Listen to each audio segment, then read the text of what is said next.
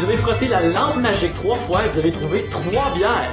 3 bières est une émission où on parle des sujets que vous nous envoyez, le temps d'une bière. Vous pouvez nous envoyer vos sujets sur Facebook, sur Twitter, sur Gmail, sur Google+, tout ça sous le nom de 3 bières. Il y a aussi l'application. Pierre-Luc, est-ce qu'il y a une autre façon qu'on peut en recevoir des sujets? Oui, même une autre application, il y en a même 2. Il y a 2 applications. Fait que appliquez-vous, envoyez-nous des sujets. Puis en passant, parenthèse, il y a des gens qui sont comme gênés d'envoyer des sujets. Ils sont un peu gênés, ils disent « Ah, je sais pas s'ils vont pas. » Envoyez-le, puis nous on fera le... Nous autres, on va faire le tri. Envoyez-nous ça, puis après on va... Gênez-vous pas, n'importe quand, faites du jogging, vous pensez, envoyez-le tout de suite. C'est toujours bienvenu. Là. Si c'est con, vous allez le dire en ondes, c'est ça? Ouais, si c'est con. Ben, à un moment donné, on a reçu un gars qui s'appelait... quelqu'un qui son email c'était vaginorange@yahoo.ca. On le salue. Il avait envoyé plusieurs sujets qu'on a parlé en ondes. Mais on n'a pas mentionné son email en ondes, parce qu'il peut être gêné. Ouais, mais... J'aime pas ça quand je dis... J'aime pas ça quand on dit mon email en ondes. Ouais, c'est pour ça. C'est bon. L'émission se déroule comme suit. On pige un de vos sujets. Vous allez entendre ceci. Et lorsque chacun des intervenants aura terminé leur bière, vous allez entendre cela. Et après ça, le sujet va être terminé. Pour discuter de vos sujets cette semaine, il y a moi-même, Yannick. Pierre-Luc. Benoît. Jake. Yeah! Hey! Hey! Merci. Jake Villard, des Mystérieux Étonnants. Yes. Les Mystérieux Étonnants, c'est une émission de radio, c'est aussi un blog. Puis vous parlez de comics, de films, de TV, de jeux vidéo, de plein d'affaires. Alors, j'imagine qu'on va tourner en entour de ça aujourd'hui. Ben, j'espère bien. Si on Oui, parle oui, de ça politique, ça va aller mal. Ouais. Non, je pense que c'est pas grand chose à parler politiquement parlant ces temps-ci au Québec. Il se passe pas grand chose. Non, il y a rien là. C'est mort. Quand ça arrive, les gens sont capables d'avoir un discours raisonné et calme, en pesant les différents côtés, peu importe de qui t'allie. On peut aussi faire la différence entre quelqu'un qui s'aligne vers quelque chose, puis en tout cas, bref. Moi, tout ce que j'ai à dire, c'est que je vais être pour Lex Luthor. Ouais, Lex Luthor. Regarde, il crée des emplois pour toute la ville de Métropolis. C'est C'est vrai, vraiment le c'est 2 ça. tiers de la ville C'est ça. run sur Lex Luthor. Alors, regarde, tu pourrais faire peu. Je suis d'accord avec toi. La bière savourée, aujourd'hui. La bière à rabais où j'irai pas Saint-Charles. Oui, c'est notre processus de sélection. Et la Grolsch, une lager qui est présentée comme premium Eh ben, depuis 1615. Alors, c'est peut-être notre bière la plus vieille à date. moi j'aime bien la petite étiquette. Do not drink and drive avec une auto puis un... Hein? Oui, puis ça C'est veut une bonne dire... de pas d'auto. Ouais, n'a pas d'auto. Ouais. Pas d'auto. Pas de problème, moi j'ai pas de permis. Puis www.talkingalcohol.com, allez voir ça. Allez sur 3bières.com, après allez sur talkingalcohol.com. Parler d'alcool. Après allez voir mystérieuxétonnant.com. C'est ça. Mais sur Twitter, j'en parle souvent avec le compte 3 bières les vendredis, samedi soir. Si vous prenez une coupe de bière, c'est correct, mais conduisez pas. Regarde, prenez une coupe de bière pour discuter de sujets de pop culture, pas pour aller au volant. Ou aller Exact. voter. Mais non, mais en tant que gars sur un lendemain de brosse qui n'a Ouais. pas déjeuné, j'aurais pas pu souhaiter un meilleur choix. Fantastique. On parlera à la super fin. bien. Oui, on va discuter de notre consommation Oh my à la fin. god. T'as 3 heures. Ouais.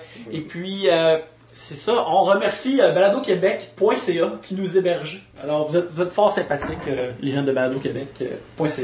Nous vous aimons. Et...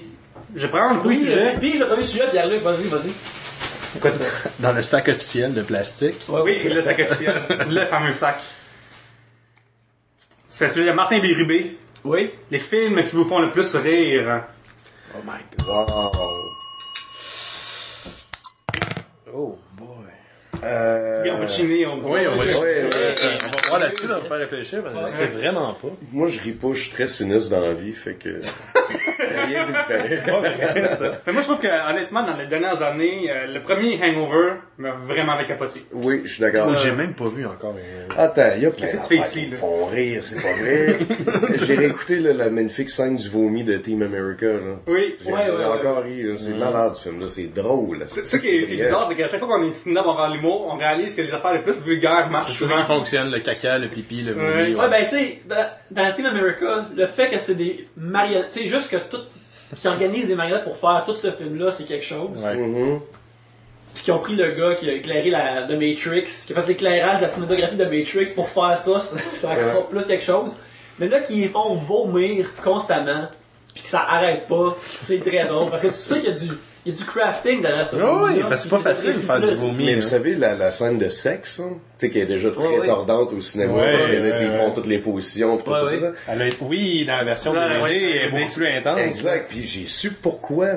parce que dans la version, c'est ça, uncut, ça vire en scatophilie, puis genre il se pisse dessus. Les Golden Shower, Et c'est parce que ils voulaient censurer cette scène-là. Parce que les gars, ils voulaient pas que ça vire en scato, là. Ils voulaient juste que ça soit... Le gag, c'est que c'est des marionnettes qui font du cul. 69. C'est ça, exactement. C'est ça. Puis ils trouvaient que c'était assez de même. Mais la compagnie voulait censurer ce bout-là. Fait qu'ils ont fait, check, on va faire ça pire. Comme ça, quand ils vont me demander de censurer... Vous allez pouvoir garder ça. Puis ça a marché au bout. Puis finalement, le gag est super drôle. Ben, justement, ces gars-là, ils ont fait le film Orgasmo, qui pour moi est un des films les plus drôles. Il a vraiment mal vieilli, par contre. C'est horrible, mais il est vraiment dans ce film-là, je trouve beaucoup de... c'est vraiment ridicule. Si t'enlèves comme l'humour, Orgasmo est comme la structure, c'est un super bon film de super-héros, là. Il est vraiment solide, là. Mais en fait, c'est un super-héros qui donne des orgasmes. Comment ça marche, c'est que Trey Parker fait un rôle de mormon qui cogne aux portes pour converser des gens. Puis à un moment donné, il tombe sur une producteur de films porno et ils ont besoin à ce moment-là de Stone Cock, d'un personnage d'acteur. Et là, il veut pas, il est contre sa religion, puis tout. Puis là, finalement, il dit, regarde, tu vas payer ton mariage, puis t'auras plus besoin de ton mariage mormon, ta femme va pouvoir enfin l'avoir, puis tout le kit. Et là, dans le setup des films de porn qu'il fait, il fait Captain Orgasmo, que lui, son personnage, il a un gun, puis il donne des orgasmes aux filles dans les Et quand ça marche, c'est que, tu sais, dans le basketball, il y a un petit con qui écarte tout le temps. Il fait son sidekick là-dedans, qui s'appelle quelque chose que j'oublie. Et dans la vraie vie, ce gars-là, c'est un scientifique qui a juste il a réalisé, hey, je peux faire de la porn avec des filles, je vais faire ça. Et ce gars-là a construit dans la vraie vie le gun d'Orgasmo. Oh, man. Fait que là, d'affaires, il donne des orgasmes aux méchants qui se battent avec eux. Et ce qui est drôle, justement, c'est qu'avant de finir le Big Boss, puis il enlève son masque, comme tous les super-héros font, puis là, après, il buzz, puis il envoie la piscine. Ouais, c'est ça. À travers le framework de pornographie, tout ça, il y a comme des vrais combats, puis il y a des mini-boss. Ron Jeremy shoot down aussi. Mais regarde, il est Captain Orgasmo parce que il veut pas que sa communauté mormon sache qu'il fait des films porno, fait que c'est son identité secrète, tu sais, il y a toutes ces affaires-là. Ça devient super populaire aussi. On voit qu'à un moment donné, ils vont au bout de vidéo avec sa femme, ou des affaires, puis Orgasmo joue dans les écrans, tellement ça devient super gros pop culture là-bas. Pour le reste, c'est vraiment un film vraiment comique. Et puis ils savent que c'est niaiseux, fait qu'ils l'assument aussi. C'est une affaire qui... Des fois, les films sont pas game d'aller, hey, on est cave, on y va. Fait qu'il y a comme des personnages ridicules. Mais ça m'a vieilli, je vous le dis, ça m'a vieilli. Okay. C'est 90s, ça? C'est dans les 90s? Ouais, c'est le premier film pour vous. Moi, les 90s ont plus mal vieilli que les 80s. Oui. Je sais pas pourquoi. Je pense parce qu'on s'en rappelle vraiment. On se souvient mieux des années. Ouais, c'est ça. Fait qu'on est comme, ça. Puis aussi que dans les 10 dernières années, on s'est comme réapproprié les 80s, ouais. Fait que c'est comme fusionné avec les années 2000, genre, 2010, tu sais. Mais les années 90, ça s'en vient, même. Oh non! Je pense que ça me fait plus peur que les années 80. On va faire des raps sur Zelda. On va avoir des cheveux, tu sais, comme un champignon ici rasé, c'est cool. Oui, exact. Faut ramener le champignon. On va voir des reprises, des remakes de Ernest. Pendant le film, pas drôle. Quel bon acteur maintenant va être pogné pour faire le remake de un reboot? Ben, ça serait, comment il s'appelle le gars qui faisait Kramer dans Seinfeld? Il a la même gueule. Michael Richards. Michael Richards, il a la même Christy de gueule. Tu sais, tu fais un Ernest, mais avec l'humour de Seinfeld. Qu'est-ce comment ça serait weird? Ça serait vraiment dépressif. Personne névrosant à New York. Ouais, c'est ça. Plus de grimace.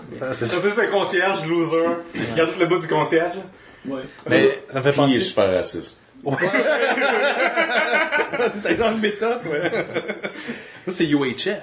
UHF. Je parlais ça en fin de semaine avec Weird Al Yankovic, puis je pense que c'est un des films qui, quand j'étais jeune, m'a fait le plus rire, tu sais. C'est en plus la facture des années 80 qu'on aime beaucoup, tu sais. Puis un film qui, à la base, n'a pas fonctionné quand c'est sorti, mais qui est devenu rapidement culte. Jusqu'à récemment, je pense, c'est jusqu'à 2 ans. On pouvait aller visiter le set extérieur de justement la station de télévision de UHF. Tu sais, c'était une bâtisse quelconque au milieu d'un champ, là. Mais tu pouvais vraiment aller la visiter, puis il y avait un genre de fan following de gens qui faisaient un genre de pèlerinage, puis Weird Al a pas fait d'autres films à part ça. Il a fait des parodies, il en fait encore des parodies de musique, de chansons, mais c'était le seul film qu'il a réalisé, mais il m'a tellement fait rire. Le bout avec la tortue, là.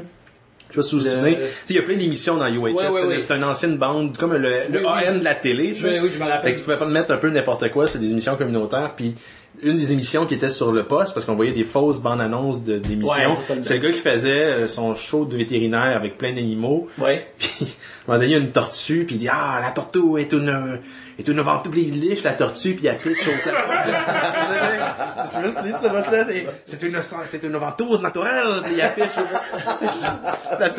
Voilà, mais ça, il y a quelque chose de vraiment comme de naïf puis de pur dans UHF que t'as plus vraiment dans les films. Non. À cette heure, tout est vraiment plus sarcastique et edgy, là.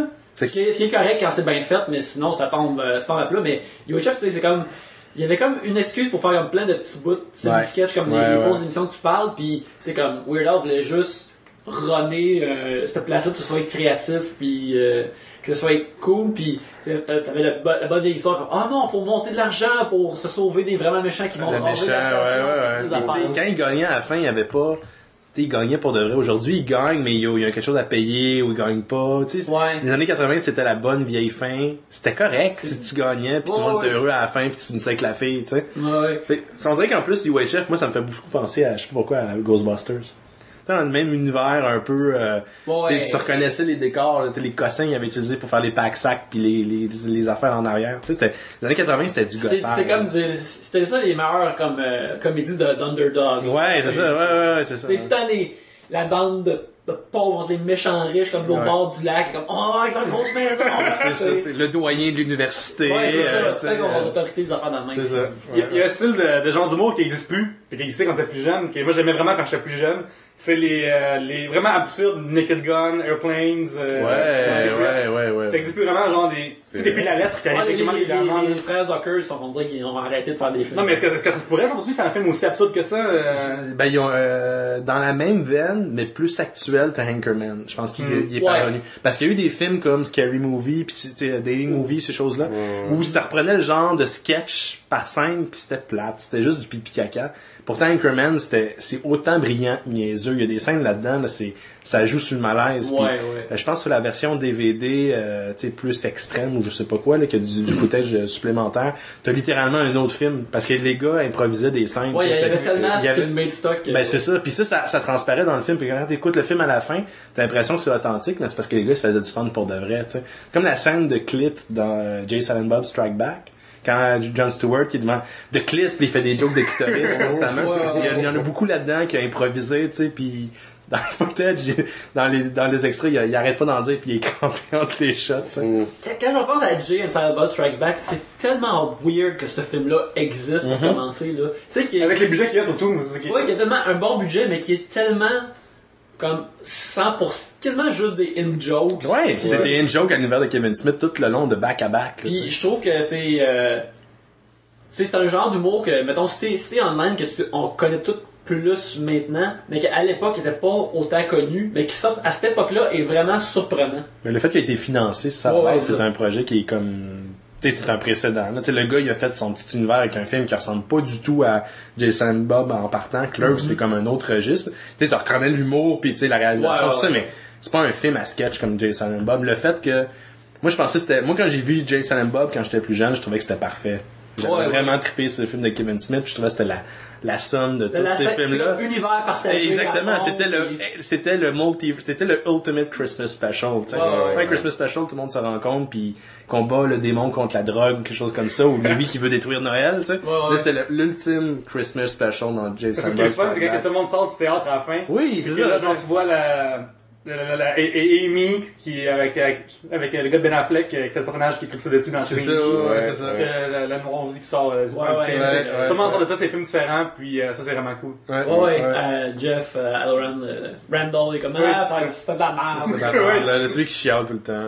Ça fait longtemps que je l'ai vu, mais c'est dans ce film-là qu'il y a un combat à la fin de Mark Hamill qui a un genre de lightsaber en tennis. Ça, c'est qu'il faut quand même le faire. Il joue le méchant Cockknocker. Puis il y a aussi Carrie Fisher, son nom, Princesse Leia. Non, es-tu là? Elle est pas dans le film. Elle est là, elle joue une nonne.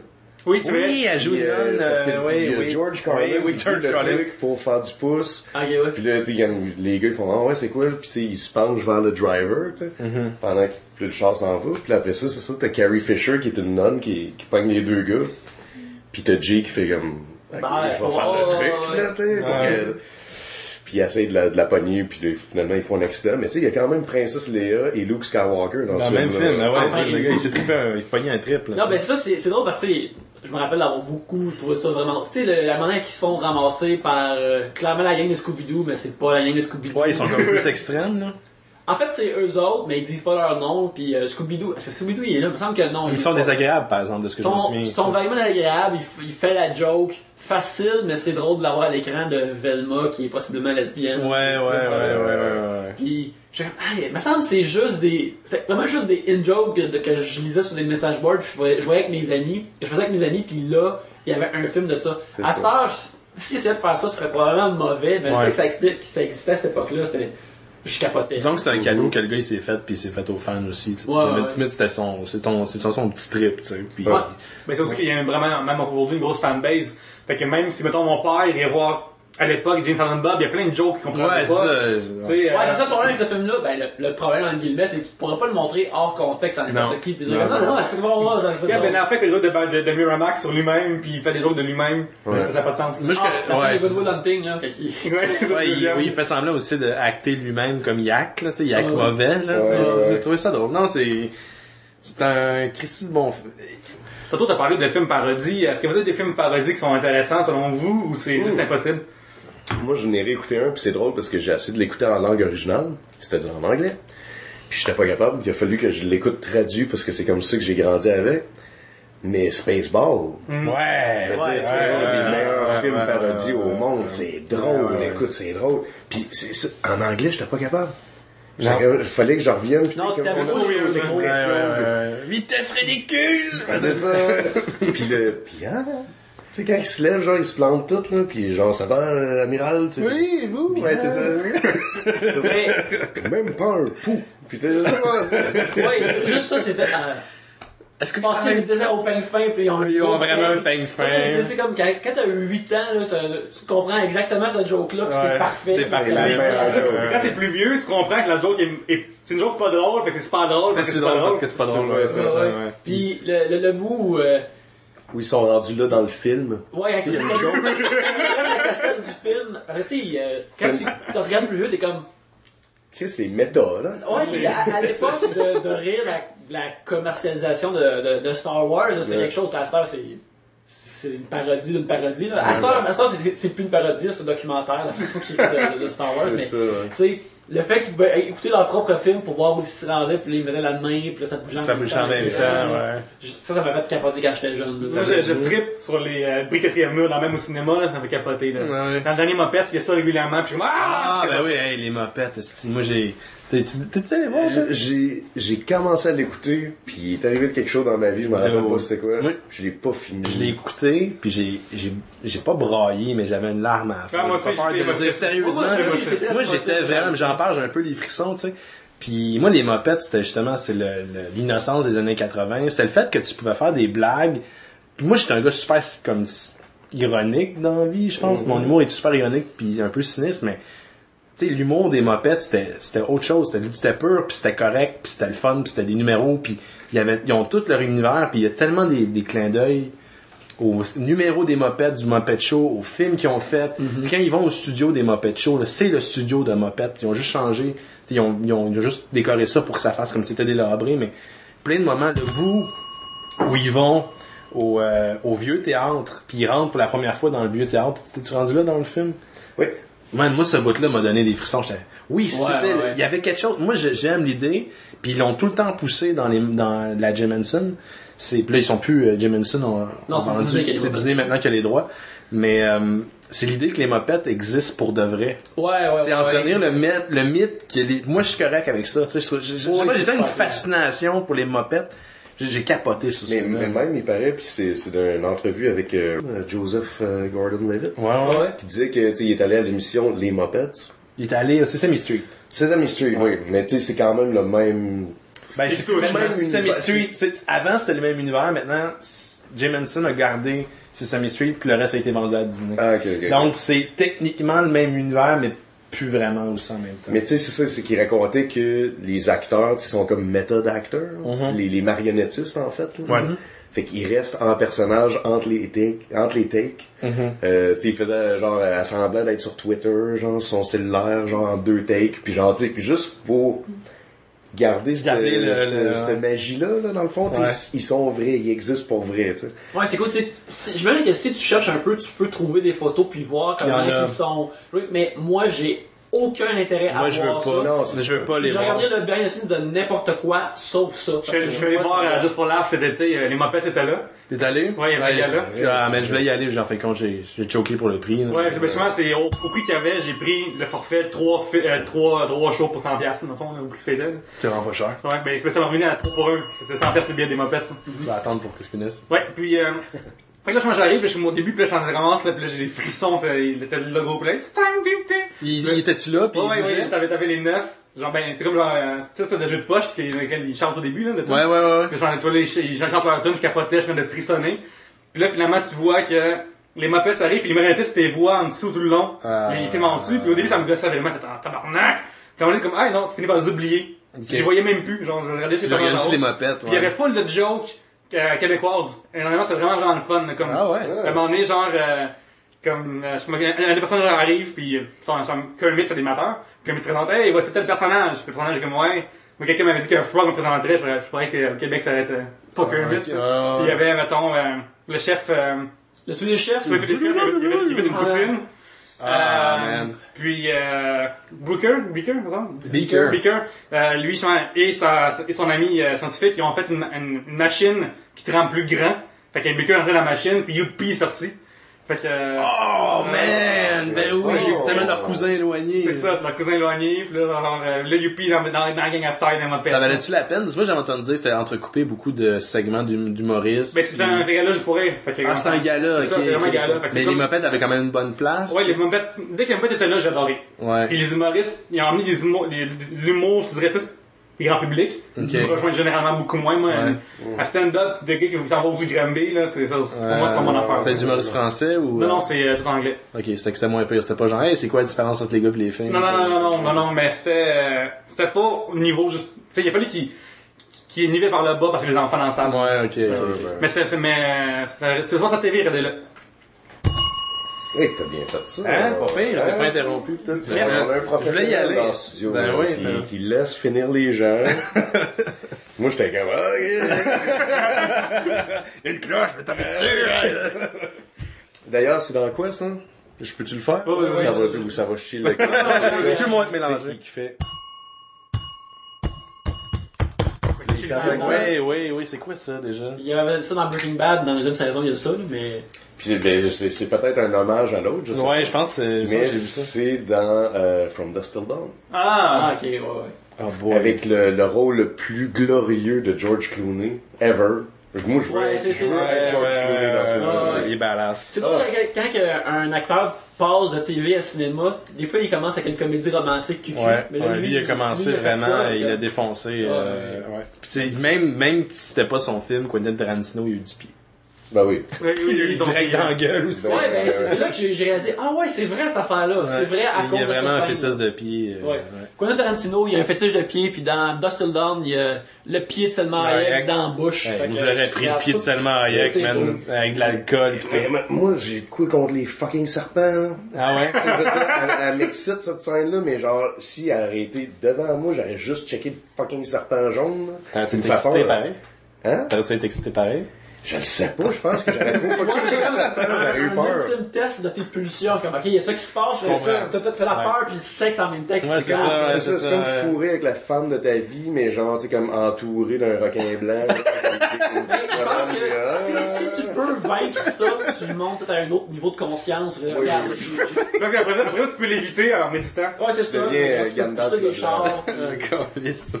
J'ai tellement vu toi en train de fourrer avec le requin. Excusez-moi.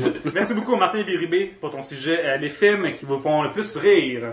Fait qu'on s'en va en musique avec un petit cover, le cover du thème de Spider-Man de The Ramones, qui est qui était pas dans le film de Sam Raimi, puis ça c'était triste. Ouais, mais il était magnifique pourtant. Moi, je fais un downer, ils sont tous morts. On va te chercher une bière.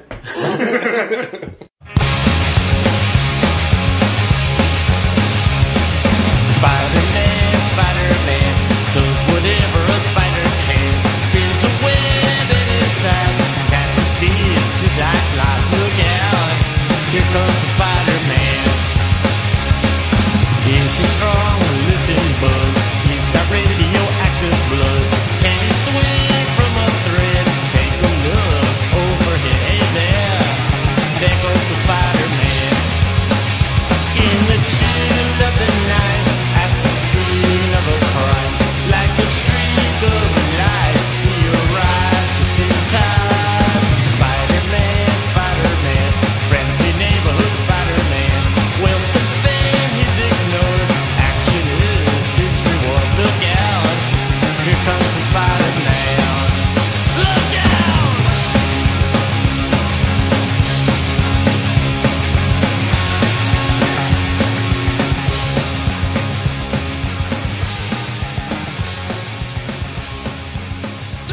merci à Doraemon, que vous soyez en paix. Et maintenant, on va demander à Benoît de piger le prochain sujet. C'est pas écrit en lettres attachées, j'espère, mais j'ai vraiment un abat. Ok. De Jonathan Bob Savotte. Oui, c'est le sujet, est-ce qu'on l'a écrit? Le sujet de Jonathan Bob Savoie, qui est sur Twitter, @Bob Savoie, nous demande... Oh, Marvel vs DC. Oh yeah! Oh shit. Oh, il y a des Pour moi, le batteries qui vont combat est déjà fait. gagné, moi aussi. Marvel, c'est tout. Ben ouais, Prochain sujet. Marvel. Ah non, faut qu'il y On ait finit au Canada bien. une grosse shot. Ben, moi, j'aime les deux. Puis comme je parlais tantôt avec vous autres, tantôt avant de commencer le show, j'ai vraiment commencé les comic books en lisant du Star Wars quand j'étais jeune. J'étais un gros fan de Star Wars, puis c'est la seule façon C'est à que je l'époque parle. de comics semi-non-canon. Ouais, un peu c'est rough, ça. là. Ouais, un peu rough, mais tu sais, il y avait comme des trucs assez intéressants qui sont sortis. Il y a eu de la crap aussi, là, mais... La fameuse run de Ewoks des années 70.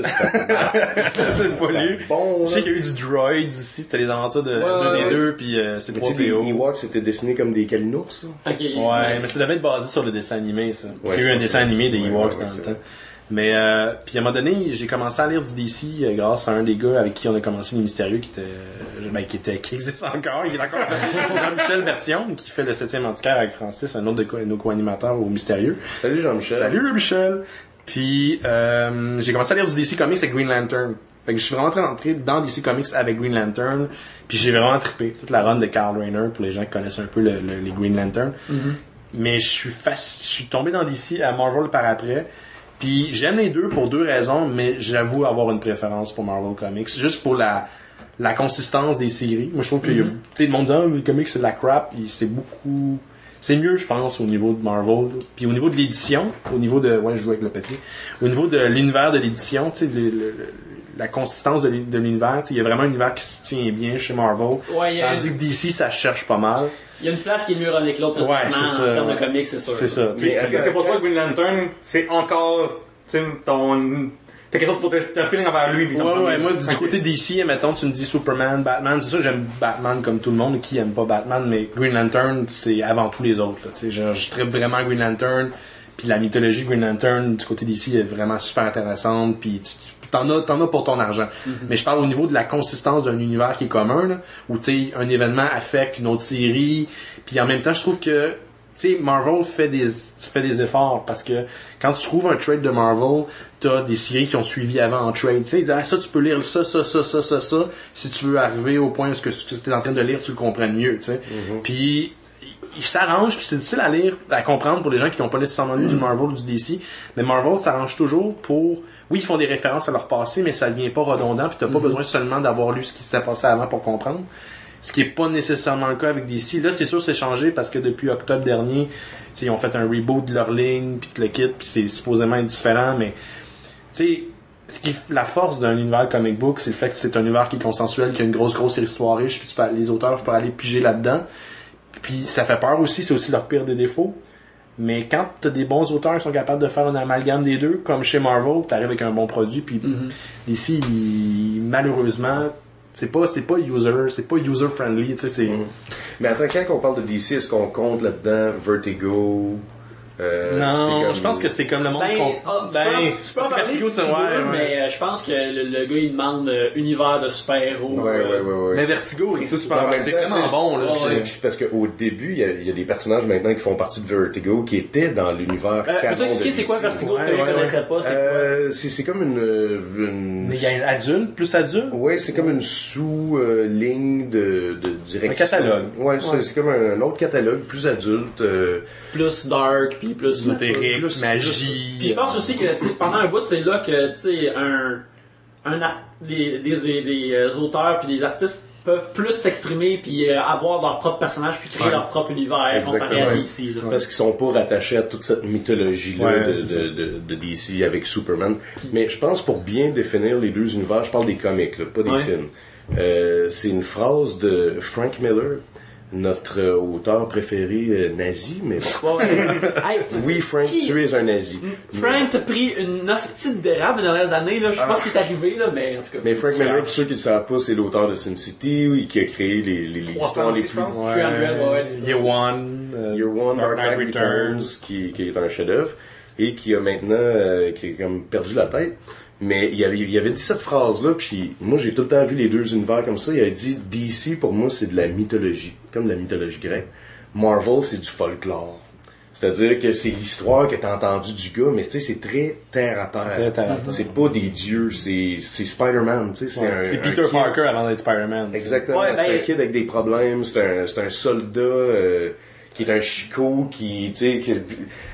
Peut-être à part peut-être Thor, c'est peut-être la seule exception à la règle, mais je veux dire même Iron Man, même c'est beaucoup plus proche de. C'est la personne derrière le masque, puis t'as le masque. Ouais, ben, Dan Slott avait dit là, semblable, il dit les personnages de DC c'est les héros que tu voudrais, puis les personnages de Marvel c'est probablement les héros que t'aurais. Exact. Qui Qui sont biaisés, qui sont pas parfaits, tu sais.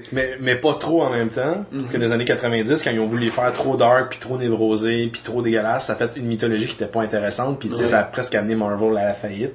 Fait que ça, c'est une autre affaire que des fois les gens, il faut qu'ils comprennent quand tu commences à explorer Marvel, c'est que oui, ça va être plus réel, mais ça sera pas greedy pour être greedy, parce que sinon tu perds le lecteur. Tu sais, quelque chose qu'on peut parler pour nos auditeurs qui connaissent pas. Une affaire qui est importante de Marvel, c'est que ce qu'on connaît de l'univers de Marvel a été 50% créé par une seule personne. C'est Stan Lee dans les années 60 qui il a créé Spider-Man, il a créé les X-Men, il a créé Disons qu'il a co-créé, parce qu'on sait pas à quel point. Ouais, il faut pas y donner. Pour que ça soit plus streamline, je dis qu'il les a créés, mais Team C'était Stan Lee, Jack Kirby, Steve Ditko, Roy Thomas, Steve Ditko, Don Heck, puis tous ces gens-là avec qui il a créé ces multiples personnages. Mais tu sais, tous les super-héros de Marvel qui ont des films présentement, excepté Blade, je pense que ils viennent tous de Stan Lee. Là. Ouais. Blade, on aimerait tellement. Une fois que Guardians of the Galaxy va sortir, hey, peux-tu croire qu'il va y avoir un film de Guardians of the Galaxy avant qu'il y ait un film de Wonder Woman? Peux-tu croire qu'il va y avoir un film avec un raton laveur qui tire du gun? Ouais, c'est plus ça qui est badass. Qui est fucking badass. C'est pas la petite bébé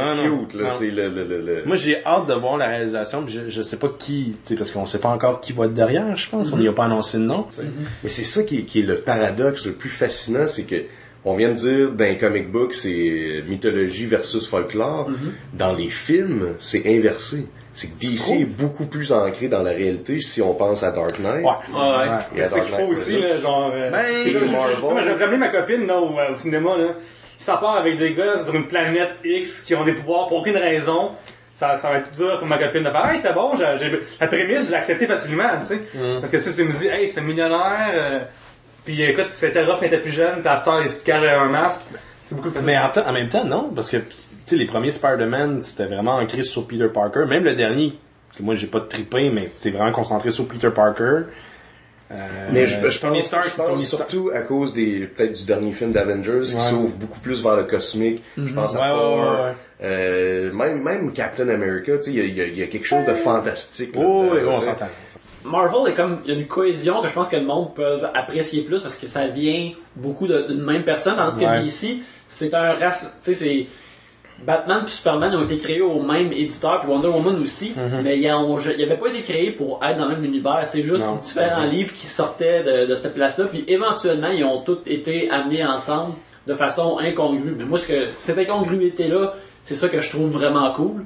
Puis ça a été reflété par les films aussi, comme, tu sais, le Superman de Superman Returns pourrait pas être à Gotham City de Christopher Nolan. S'il vous plaît, non. Mais le fait qu'ils existent chacun de leur bord, moi je trouve ça cool. Ouais, puis ça fonctionne. Mais en même temps, tu sais, ces origines-là datent de 75-76 ans. Tu sais, ce qui est réel dans le concret en ce moment, c'est qu'il y a des gars comme Michael Bendis du côté de Marvel qui a écrit probablement le titre le plus important chez Marvel depuis 7 ans, 8 ans même, qui est Avengers, qui est l'équipe principale. Donc si t'as quelqu'un qui écrit de façon continuelle depuis 8 ans la série la plus importante, celle qui a le plus d'impact sur les autres séries, c'est clair que tu vas avoir une ligne directrice comme forte, puis en anglais on dit un backbone, une structure intéressante, tandis que Marvel, DC, c'est pas du tout ça, tu sais. L'auteur le plus intéressant du côté de DC dans les dernières années, c'est celui qui a écrit Green Lantern, qui s'appelle Jeff Jones, qui est un très bon auteur, mais puis la série d'ailleurs Green Lantern a eu des très bonnes ventes dans mais là, les dernières années. ça compte pas, là. Mais tu sais, il n'y a pas eu de série maîtresse du côté, tu sais, les Justice League dans les dernières années, à part peut-être la dernière année, je les ai pas toutes lues, là, c'était comme correct. Ouais.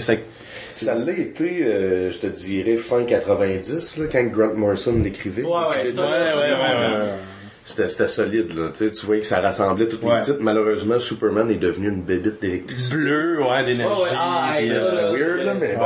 Mais ça, c'est le genre du comic wacky, là, comme il n'y a pas d'expression en français pour expliquer ça. Loufoque. Ouais, mais moi, je veux un clown, tu sais, je veux pas, tandis que wacky, je vois exactement ce que je veux dire, tu sais, c'est des héros un petit peu disproportionnés, parce que c'était pas super bien dessiné tout le temps. Ils ressortent en trade en ce moment, c'est des éditions doubles, la run de Grant Morrison, de Justice League. Puis c'est du comic le fun. Je suis plus sérieusement les comics depuis 92. Yeah. 20 ans, yes. Avant la clone saga de Spider-Man. Ouais, c'est ça. Puis moi j'étais un gros fan de Superman, ok. Puis depuis peut-être 20-30 ans, c'est comme plus aussi cool d'aimer Superman parce qu'il représente plus autant comme le feeling de notre époque. Malgré tout le monde dit ça, mais excuse-moi, je te trompe 2 secondes, mais tu te remets le premier Superman avec Christopher Reeves. Puis t'en as encore des frissons quand le salon arrive. Je pleure en l'écoutant tellement c'est beau. Là. Ouais, je l'écoute. Regarde, moi, à Pâques, là, j'écoute pas les films de Jésus. Figure christique ou Superman. Mais justement, c'est pour ça que toi, on a aussi deux invités qui sont Marvel. Toi, t'es Team DC. Moi, je suis DC. Ah ouais, t'es DC. Il y a vraiment hallucinage. Moi, je suis DC avant, mais tu vois, moi, c'est parce que dans le fond, j'aime le super-héros comme personnage qui est. Parce que le super-héros, une affaire que je trouve cool des films de Marvel présentement, c'est les films de Marvel sont tous différents. Comme Captain America, il est comme un film de Deuxième Guerre mondiale, Rocketeer style qui est le fun. Ouais, c'est le même réalisateur. Iron Man est peut-être un petit peu James Bond-esque, mais il a sa propre action puis il est un sou de robot. Hulk, c'était une autre affaire. Tu sais, chaque film est un différent genre de film, puis moi je pense que c'est pour ça qu'ils font Guardians of the Galaxy. Là, ils veulent avoir un film d'espace. Cosmique. C'est ça. Moi je dis pas que c'est un film d'espace. Moi je dis que c'est un film cosmique. Puis quand on dit cosmique, c'est que dans l'univers cosmique de Marvel, tu peux littéralement avoir un gars qui se tient, un dude qui se tient sur un astéroïde puis qui parle dans le vide intersidéral de l'espace, puis ça marche. Ouais, il y a un gars sur un astéroïde puis il parle. C'est correct. C'est comme à la fin d'Avengers. Exactement. Ouais, c'est ça. Puis là, t'as Avengers qui est un gros mix de tout ça. Puis t'as Thor qui est shakespearien, cosmique, Kirby-esque. Quand je voyais comme les designs de Kirby en vrai, là, je comme juste des photos sur la tête, je pleurais. Tu l'as-tu aimé, Thor? Oui, je l'ai bien aimé, mais je reconnais que les acteurs soulèvent le film à un meilleur niveau qui est vraiment. Avec des acteurs moins bons, ça atterrirait moins bien. Certainement, mais moi en même temps, tu sais, les critiques par rapport à Thor, je l'aurais pas vu différemment. T'sais, oui, c'est gros, puis oui, c'est des effets spéciaux, puis c'est des fois même c'est peut-être trop gros, même un peu dans le jeu des acteurs. Mais je l'aurais pas vu différente parce que c'est comme des dieux cosmiques, tu sais. Pour de vrai, c'est des extraterrestres, là. C'est pas c'est pas comme dans les comics où c'est vraiment le dieu asgarien, Mais je pense le côté brillant de Thor puis même d'Avengers, c'est que ils ont compris qu'il fallait pas qu'ils se prennent trop au sérieux. Ils peuvent, dans ce temps-là, ça leur permet d'aller beaucoup plus loin, mais vu que c'est gros puis que il y a tout le temps un peu un tongue-in-cheek, là, expression. Ben, tu sais, ils ont pas le choix parce que l'autre grosse présence de films de super-héros, c'était les Batman de Christopher Nolan, qui est l'affaire la plus sérieuse la plus sérieuse au monde. Quoi qu'il y a un peu d'humour dans les films, mais tu sais, c'est l'affaire la plus sérieuse au monde. Fait que le bout parce que genre Two-Face, sa face brûle, là, j'étais crampé. C'est ça. L'humour est là-dedans. On dirait qu'il se roule à faire de rire. C'est super genre dans cette énergie-là. Tu sais, tu peux pas être aussi sérieux que ce dude-là qui fait ces films-là parce que sinon ça va être super mauvais. Ça marchera pas. Disons que cette approche-là marche pas avec tout. Là, non, c'est ça. Ben justement, c'est comme Man of Steel, comme le prochain film de Superman. T'as vu le trailer avant, justement, la bande-annonce avant Batman. J'ai vu le trailer, puis j'ai aussi vu le trailer de Comic-Con qui était comme plus long, bootlegué. Je me suis levé comme un dimanche matin, ça va passer à Comic-Con. Le lendemain, je me lève à 9h du matin. Alors, qu'est-ce que tu fais? Je vais voir sur Tumblr. Quelqu'un n'a pas mis ça, Puis là, je le regarde, puis tu sais, c'est la pire qualité au monde. J'entends juste le son, puis là, j'ai des frictions comme oui. Sérieusement, ça a l'air très bon. J'espère que ça va être bon. Ben écoute, Yannick, moi je suis vraiment pas un fan de Superman. J'ai Ouais. jamais aimé ce personnage-là. Même les anciens films de Christopher Reeve. Quoi? Oh my god, des confidences, là! Combat dans la rue! J'ai jamais été interpellé. Ça me parle pas à moi. Ouais. J'ai écouté ce trailer-là et j'en ai eu des frissons. Nice. Ça m'en dit beaucoup. Tu sais, comme même un gars qui trippe pas sur le personnage fait comme... Tu sais, premièrement, je me suis vu là-dedans. C'est weird à dire parce que, tu sais, on parle d'un super-héros qui... Non, mais les gens ne voient pas dans le podcast, mais t'es arrivé ici avec ton suit, avec tes lunettes, Oui. avec ton calepin aussi pour prendre des notes. C'est vrai, t'as les lunettes de... de Clark Kent. Ben oui, j'ai le calepin. Oui. Oh! T'as le calepin. Ça, c'est quand même pour vrai, en plus. Mais tu vois, je trouve que le trailer de Man of Steel présente quelque chose que moi, j'ai souvent ou toujours vu le personnage comme ça, mais qui est pas vraiment représenté dans la pop culture. C'est que en premier, c'est un gars. T'sais, si tu fais abstraction du fait qu'il est un extraterrestre, qu'il y a une autre planète, tout ça, c'est un gars qui a été adopté par des gens qui l'ont bien élevé, qui a quitté son patelin, puis il a été travailler dans la grande ville parce qu'il pensait que c'est là qu'il fallait qu'il travaille. Comme dans Smallville, d'ailleurs. Ouais, dans Smallville, ils l'ont Je utilisé. vais plus jamais t'entendre dire ça, Pierre. Ils avaient ici. Non, on fait plus jamais de référence. Ils avaient en DVD. Non. Avant, regarde. Non. Ils ont jamais fait ça, tu sais. Ça n'existe pas. Ça n'existe pas. OK. Mais oui, continue ton Mais idée. bref, c'est que Superman, bon, c'est juste un gars, puis éventuellement, selon la continuité, il est en amour avec sa carrière de travail, ou il y a Marie, puis il essaie de jongler, c'est comme plusieurs carrières ensemble. Tu sais, le monde, on dirait qu'il... Mais de tous les super-héros, je trouve que c'est lui qui est le plus un gars universel. Tu sais, il est pas un jeune que ses parents se sont fait tuer quand il était jeune, devant lui. Il y a quelque chose de super universel dans le personnage qui est rarement exploité, puis je trouvais que le trailer qui me montrait comme c'est juste un gars qui a grandi quelque part, puis vu qu'il avait des habiletés différentes, il a décidé de faire quelque chose de plus grand avec. Ouais. Puis ça, c'est important de comprendre, pour comprendre Superman aujourd'hui, c'est qu'avant, Superman, c'était l'identité première, puis Clark Kent était le personnel, le déguisement. Ouais. Mais dans les comics, d'ailleurs, c'est les comics qui l'ont mis avant, c'est le personnage, c'est Superman, puis la personne première, c'est Clark Kent. Ouais, c'est ça. Puis ça, c'est intéressant quand même. Ben, selon les interprétations, le monde aime ça shifter comme il est-tu Clark Kent en premier, il est-tu Superman en premier. Comme... Selon toi? Moi, je pense que ça dépend de la personne qui l'écrit. Ouais. Mais je trouve que si... Ben, si t'as vécu 25 ans pis si tu t'appelles Yannick, si demain tu pognes des pouvoirs, tu vas rester Yannick en premier, tu sais. Voilà, ouais. Ça dépend de l'écriture parce qu'il y a du monde qui l'ont écrit comme qu'il y a toutes ces personnalités-là qui sont en parfait balancement, puis qui essayent de tout le temps de jongler ces différents aspects-là de sa vie. Puis ça, moi, je trouve ça intéressant parce que je trouve ça que c'est moderne, tu sais. Quand Kurt Busiek écrivait Action Comics, c'était comme... dans la narration de Superman, il est comme, ok, ben là, faut que j'arrête ce méchant-là, faut que l'article soit écrit, l'article sur ce qui se passe dans l'affaire, l'autre bout de la ville, faut que ce soit écrit, puis faut que ce soit rendu pour la date de tombée de 3 heures. Ce soir, j'ai un souper avec ma femme. C'est un dude moderne qui fait juste jongler sur ces affaires-là, mais c'est juste qu'il y a une des affaires qui est vraiment immense parce que c'est un super-héros. Ça, je trouve ça moderne, intéressant, puis vraiment cool. Sinon, dans Christopher Reeve, Clark Kent est un déguisement, puis c'est bien parfait. Dans Lois and Clark Kent est la vraie personne, mais ça marchait aussi. Ouais. C'est bon, ça aussi. Mais en même temps, j'aime beaucoup la description de Bill dans Kill Bill qui fait de Superman. Ben, c'est une des versions de Superman. C'est une des versions où c'est lui le personnage. Ouais, mais... Ouais. Mais c'est parce que c'est tellement beau c'est qu'il dit, en fait, Superman, la raison, c'est qu'il veut s'intégrer. Oh, ouais. Il est pas comme tous les hommes, mais il est seul, tu sais, il se sent seul. Il veut devenir comme nous. Fait qu'il essaie de nous imiter. Puis comment il nous perçoit, c'est qu'on est faible, on est stupide, on est con. On a peur. Fait qu'il se met ce déguisement-là du trouillard, tu sais. Pis ça, je trouve ça super intéressant. Hey, les gars, je vous ai pas suivi. Moi, j'ai juste une affaire, tu sais, je veux pas passer pour un DC hater. Tu sais, j'ai vraiment trippé, moi, sur DC Comics. Le problème, c'est que depuis que il y a eu le reboot en octobre dernier, il y a tellement du bagage qui ont pas nécessairement été effacés parce que les auteurs n'ont pas eu le temps encore de les explorer puis ils savent pas où est le statu quo. C'est ça, c'est pas eux autres même le savent pas parce que tu sais, des commentaires qu'on a lus, ils ne le disent pas aux auteurs. Eux autres même, ils le savent pas, tu sais.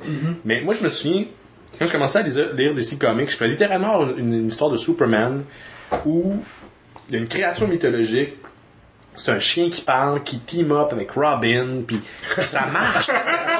Non mais c'était ça. Mais c'était littéralement l'univers des Disney. T'avais vraiment des animaux puis des trucs vraiment fucking fuckés dans DC Comics, mais le reboot a fait que ça, tu sais plus si c'est là ou si ça a été effacé.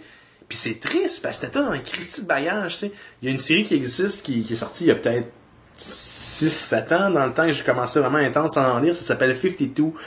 C'est consacré sur les personnages qui sont les B-listers, les C-listers, tu sais, les personnages d'arrière-plan. Puis pendant cette série-là, tu sais, tu vas pas tout le temps comprendre ce qui se passe, mais hey, c'est ce personnage-là que personne connaît parce que t'as un esti de bagage de personnages intéressants qui est en arrière-plan, puis il explore ces personnages-là, puis maintenant, on sait même plus ce qui sont arrivés ces personnages-là. Moi, en tout cas, Francis Ocho, il est vraiment catégorique, puis je le rejoins pas mal de plus en plus là-dedans. Mais il y a peut-être des bonnes séries DC Comics qui sortent en ce moment, mais en crachant sur leur status quo, là, ils s'aident pas. Surtout que, tu sais, comme les livres principaux comme Superman puis Batman, moi je les considère comme les livres de DC qui étaient les plus importants. Ils allaient vraiment bien, ils savaient. Flash, c'est pas important, là. Tu me dis, Flash Aquaman, sont tabarnak. Tu seras pas plus pro Aquaman que moi au Québec. C'est vraiment moi puis les auditeurs savent qu'il existe la Chic Régale à Pointe-Saint-Charles. Un endroit où moi et Yannick on va consommer de l'alcool régulièrement. Puis à un moment donné, j'avais joké, j'avais une joke sur Aquaman comme quoi c'était une joke. Pis c'est fâché, là. Non, ça soit, là. Il rock. Là, il commande 2 grosses. Là, puis je parle d'Aquaman. Pourquoi Aquaman, il est cool. Pis là, c'est ça, là. Aquaman, c'est le premier dude qui s'est marié avec sa blonde pis qui a eu un enfant. Il a fait une famille, là. C'est resté comme ça encore aujourd'hui, je pense, dans les origines, ça se peut-tu? Ouais, ben, j'espère que oui. Parce que je trouve, tu sais, un enfant qui est intéressant, qui... Tu sais, les super-héros peuvent être tellement différents. Pour le monde qui connaisse pas vraiment ça, c'est juste du monde en costume qui arrête des vols de banque, là. Puis qui se bat contre un méchant qui a une machine. Ouais, ça c'est le de base. Là, de base. Mais tu sais, tous les super-héros ont tellement une empreinte différente. Tu peux faire comme 100 films, là, sans problème. Comme Aquaman, c'était comme sous la mer. Fait que tu sais, ça peut être un genre de truc style Game of Thrones, Conan. Si tu veux. Ça pourrait être un autre vibe, tu sais. Genre, c'est pas contre les pollueurs, mettons. Ça pourrait être ça, ou... Comme les Touftouf d'ailleurs, Steve avec les Touftouf. Des Touftouf, comme des pollueurs. C'est juste à cause de son petit saut d'orange qu'on l'aime pas, Aquaman. On a rien contre lui, tu sais, il est cool, là, genre, justement, tu sais, il peut te pitcher des requins blancs par la tête. Ça me terrifie, des fucking requins. Imagine ça. C'est vrai, toi, dans ta piscine, t'as peur, mettons, sur une piscine, t'as la chienne des requins. Mettons que, on est tous dans la piscine, vous sortez toutes, là. Je commence à rusher, je ferme les lumières et c'est comme un cauchemar. On met la tour. Ah oui, pis tu me fais la joke avec ta main, là, pis j'y crie. Comment je sais qu'à Benoît tout ce temps, t'as pas un requin dans un soupe d'humain qui attendait juste ça? C'est lumière que moi je fais juste flotter en sang, pis lui il est comme... Savez-vous pourquoi je pense que c'est dans Jaws 8? Le 3, il y a pas eu un 8. C'est que Chris, il y a une trappe qui communique entre une piscine et l'océan, pis là, le fucking requin, il sort de là, pis tu sais, comme il arrive dans la piscine, pis il tue tout le monde. Tu sais, comme il y a un trailer de parodie qui est sorti récemment, là, que c'est comme, il y a un requin dans la piscine, pis là, tout le monde se fait bouffer, pis tout le monde capote. J'ai pas vu ça. Pis moi, ça me terrifie. Non, mais je veux comprendre. Mais juste pour revenir à Marvel DC, mes phobies pis mes névroses, on en parlera. C'est la prochaine question. On en refera un autre podcast là-dessus. Mais Marvel DC, il n'y a pas de gagnant. Non, ben, c'est deux affaires vraiment riches du super-héros qui est comme, tu sais, il y a le western, cowboy, détective, policier, il y a horreur, vampire, puis il y a le super-héros qui est son propre sous-genre qui est vraiment malléable, puis à travers les films différents qui sortent récemment, là, je pense que le reste du monde peut voir que, justement, c'est pas juste des dudes qui arrêtent des vols de banque puis qui ont un autre méchant coloré. Là, c'est quoi le nom du gars qui a posé la question? C'est Bob Savoie, il me semble. Oui, Jonathan Bob Savoie. Bon, ben Bob, si tu veux gagner pour vrai, aime les deux. Les méchants pour l'aider, mettons, il y a d'autres comic book level 15 000, là, moi je suis en 1 ou 2. Pouvez-vous nommer les affaires des deux côtés que quelqu'un connaît pas ça, s'il donne ça, puis hey, ça c'est Dibs sur Superman All-Star. Ah, vous allez chercher... Non, Superman All-Star. Ok, ça c'est Superman All-Star. Parce qu'en plus, ça se contient super bien. Oui. Tu peux commencer à lire ça, puis là, tu fais... OK, en comic book, il y a du monde qui peut jouer ces genres, puis le gars, il joue sur le genre des années 70, fait que c'est comme... Ouais, en soi, Superman est un de mes affaires préférées de Grant Morrison, qui est magnifique. Chez DC, quoi d'autre qu'on pourrait lire, si quelqu'un n'aime pas Superman? Mais une affaire que je voudrais dire à un moment donné, si quelqu'un veut rentrer dans le comic book, une affaire qui est important à savoir, c'est si t'aimes quelque chose, suis les auteurs et les artistes plus que les personnages, parce que tu vas toujours plus trouver ton compte de cette façon-là. Tu sais, si tu lis... 7 ans de Spider-Man, tu vas peut-être avoir du bon dedans, tu pourrais avoir du vraiment mauvais dedans. Fait que t'es mieux de suivre les artistes qui font les personnages plus que d'autres choses. Mais Batman, du côté, Grant Morrison a écrit une très bonne run de Batman qui sort en édition hardcover, donc en édition comme couverture rigide. C'est 3 trades, donc 3 volumes par volume. C'est super intéressant, donc tu peux suivre ça de A à Z. Là, niveau Marvel, qu'est-ce qu'on suggère pour des auditeurs qui veulent... c'est plus dur. Ah non, Marvel c'est super simple. Moi je l'ai. Tu sais, quelqu'un qui veut commencer, je le dis dans la recette. Vas-y, Ben. Pour commencer avec Marvel, tu lis Marvel Avengers Disassemble, le principal. Ouais. Après, si t'aimais Avengers, tu rentres dans ce bain-là. Avengers Disassemble, tu lis après House of M, le principal. Après, tu tombes dans les New Avengers. Jusqu'à aujourd'hui. Puis là, après, tu sais, t'as vraiment le cœur. Puis, c'est ça. Je suis pas sûr, moi. Non, soit les main events, t'as pas le choix. Qu'est-ce que tu... Moi, c'est weird parce que, j'allais dire, DC, il y a plus de livres qui sont self-contained, c'est-à-dire que c'est une histoire que t'es pas obligé d'avoir un background, puis de connaître des personnages. J'ai l'impression que ce serait un peu tough pour quelqu'un de rentrer dans Avengers comme ça sans connaître tous les personnages vu que c'est une équipe. T'as pas le choix à un moment donné de te plonger parce que c'est sûr qu'à chaque... Tu sais, même aujourd'hui j'en lis pis des fois ils font référence à une histoire puis ils font référence à un personnage puis je suis comme c'est pas cette incarnation-là de ce super-héros-là qui avait le même nom mais le deuxième gars, tu sais, à un moment donné t'as des trucs que tu sais pas puis c'est certain parce que les auteurs... C'est correct de pas savoir c'est correct puis c'est pas gossant un point où est-ce que tu vas te faire suer pendant ta lecture. Moi mon truc c'était plus une suggestion pour les gens qui veulent lire admettons quelque chose en Marvel puis se lancer. Puis moi je crois que parce que c'est tout Brian Michael Bendis qui écrit ça. Fait que si tu commences avec ça puis tu suis ça, ben t'auras déjà une bonne structure. Puis après pendant ces années-là, si tu veux aller lire ça ou ça à gauche puis à droite, les références qu'ils font, tu peux y aller. Mais si tu veux avoir l'idée comme l'histoire du Marvel U depuis 7 ans, depuis presque 8 même, moi je pense que c'est le cœur que tu peux aller là-dedans. Bon ben je prends ta recommandation. Hey les gars, êtes-vous écœurés de pas boire de bière? G, DC, on lit quoi? Un nouveau? Qu'est-ce qui fait ça dans DC? Dark Knight Returns. Kingdom Come. Ouais. Je dis tout le temps Come, mais ça se prononce C'est comme des honeycombs. Je sais pas pourquoi j'ai tout le temps dit Kingdom Come. C'est Kingdom Come. Je sais Kingdom Come. Puis toi, tu ris de moi à chaque fois. Il y en a quelqu'un qui connaît pas ça, il dit quoi? Marvel DC. Marvel, Ultimate Spider-Man de Brian Michael Bendis, que ça fait 11 ans qu'il run son propre univers de Spider-Man où il fait ce qu'il veut. Il est productif ce gars-là. Puis c'est vraiment magnifique. Il y a beaucoup de choses dans Amazing Spider-Man qui étaient basées là-dessus, mais que c'était vraiment moins bon que Ultimate Spider-Man. Mais Ultimate Spider-Man, je trouve que c'est vraiment bon du côté Marvel. Sinon, il y a Marvels de Kurt Busiek puis Alex Ross, qui est le pendant de Kingdom Come. C'est brillant, man. C'est l'histoire d'un photographe qui prend des photos puis qui raconte le début de l'univers de Marvel. Fait que tu vois l'univers de Marvel du point de vue d'un homme normal. Exact. Et, j'aime ça quand ils font ça, man. En même temps, c'est une espèce de quasiment Wikipédia de l'origine de Marvel Comics parce que tu vois tous les gros events, genre la mort de Gwen Stacy, genre l'arrivée de Galactus contre les Fantastic Four. D'un point de vue d'un dude qui est juste dans la rue. Puis, t'es un photographe, tu sais.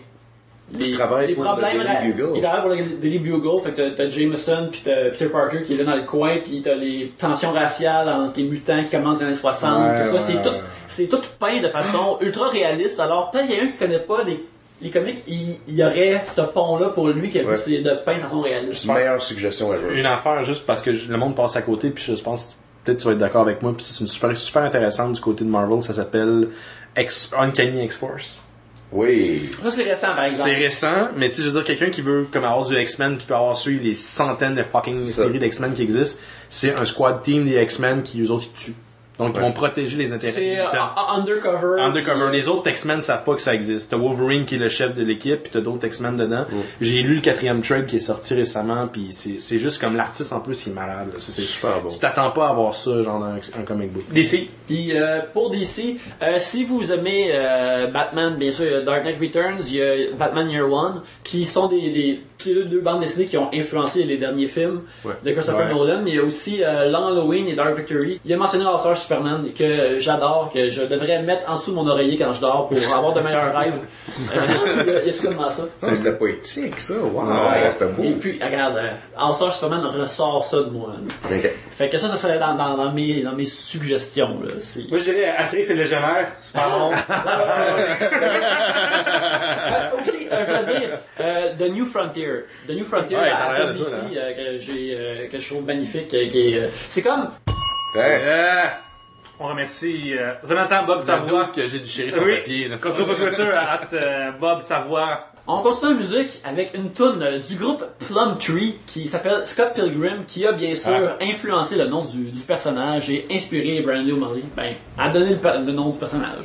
Fait que, allons-y, Plumtree.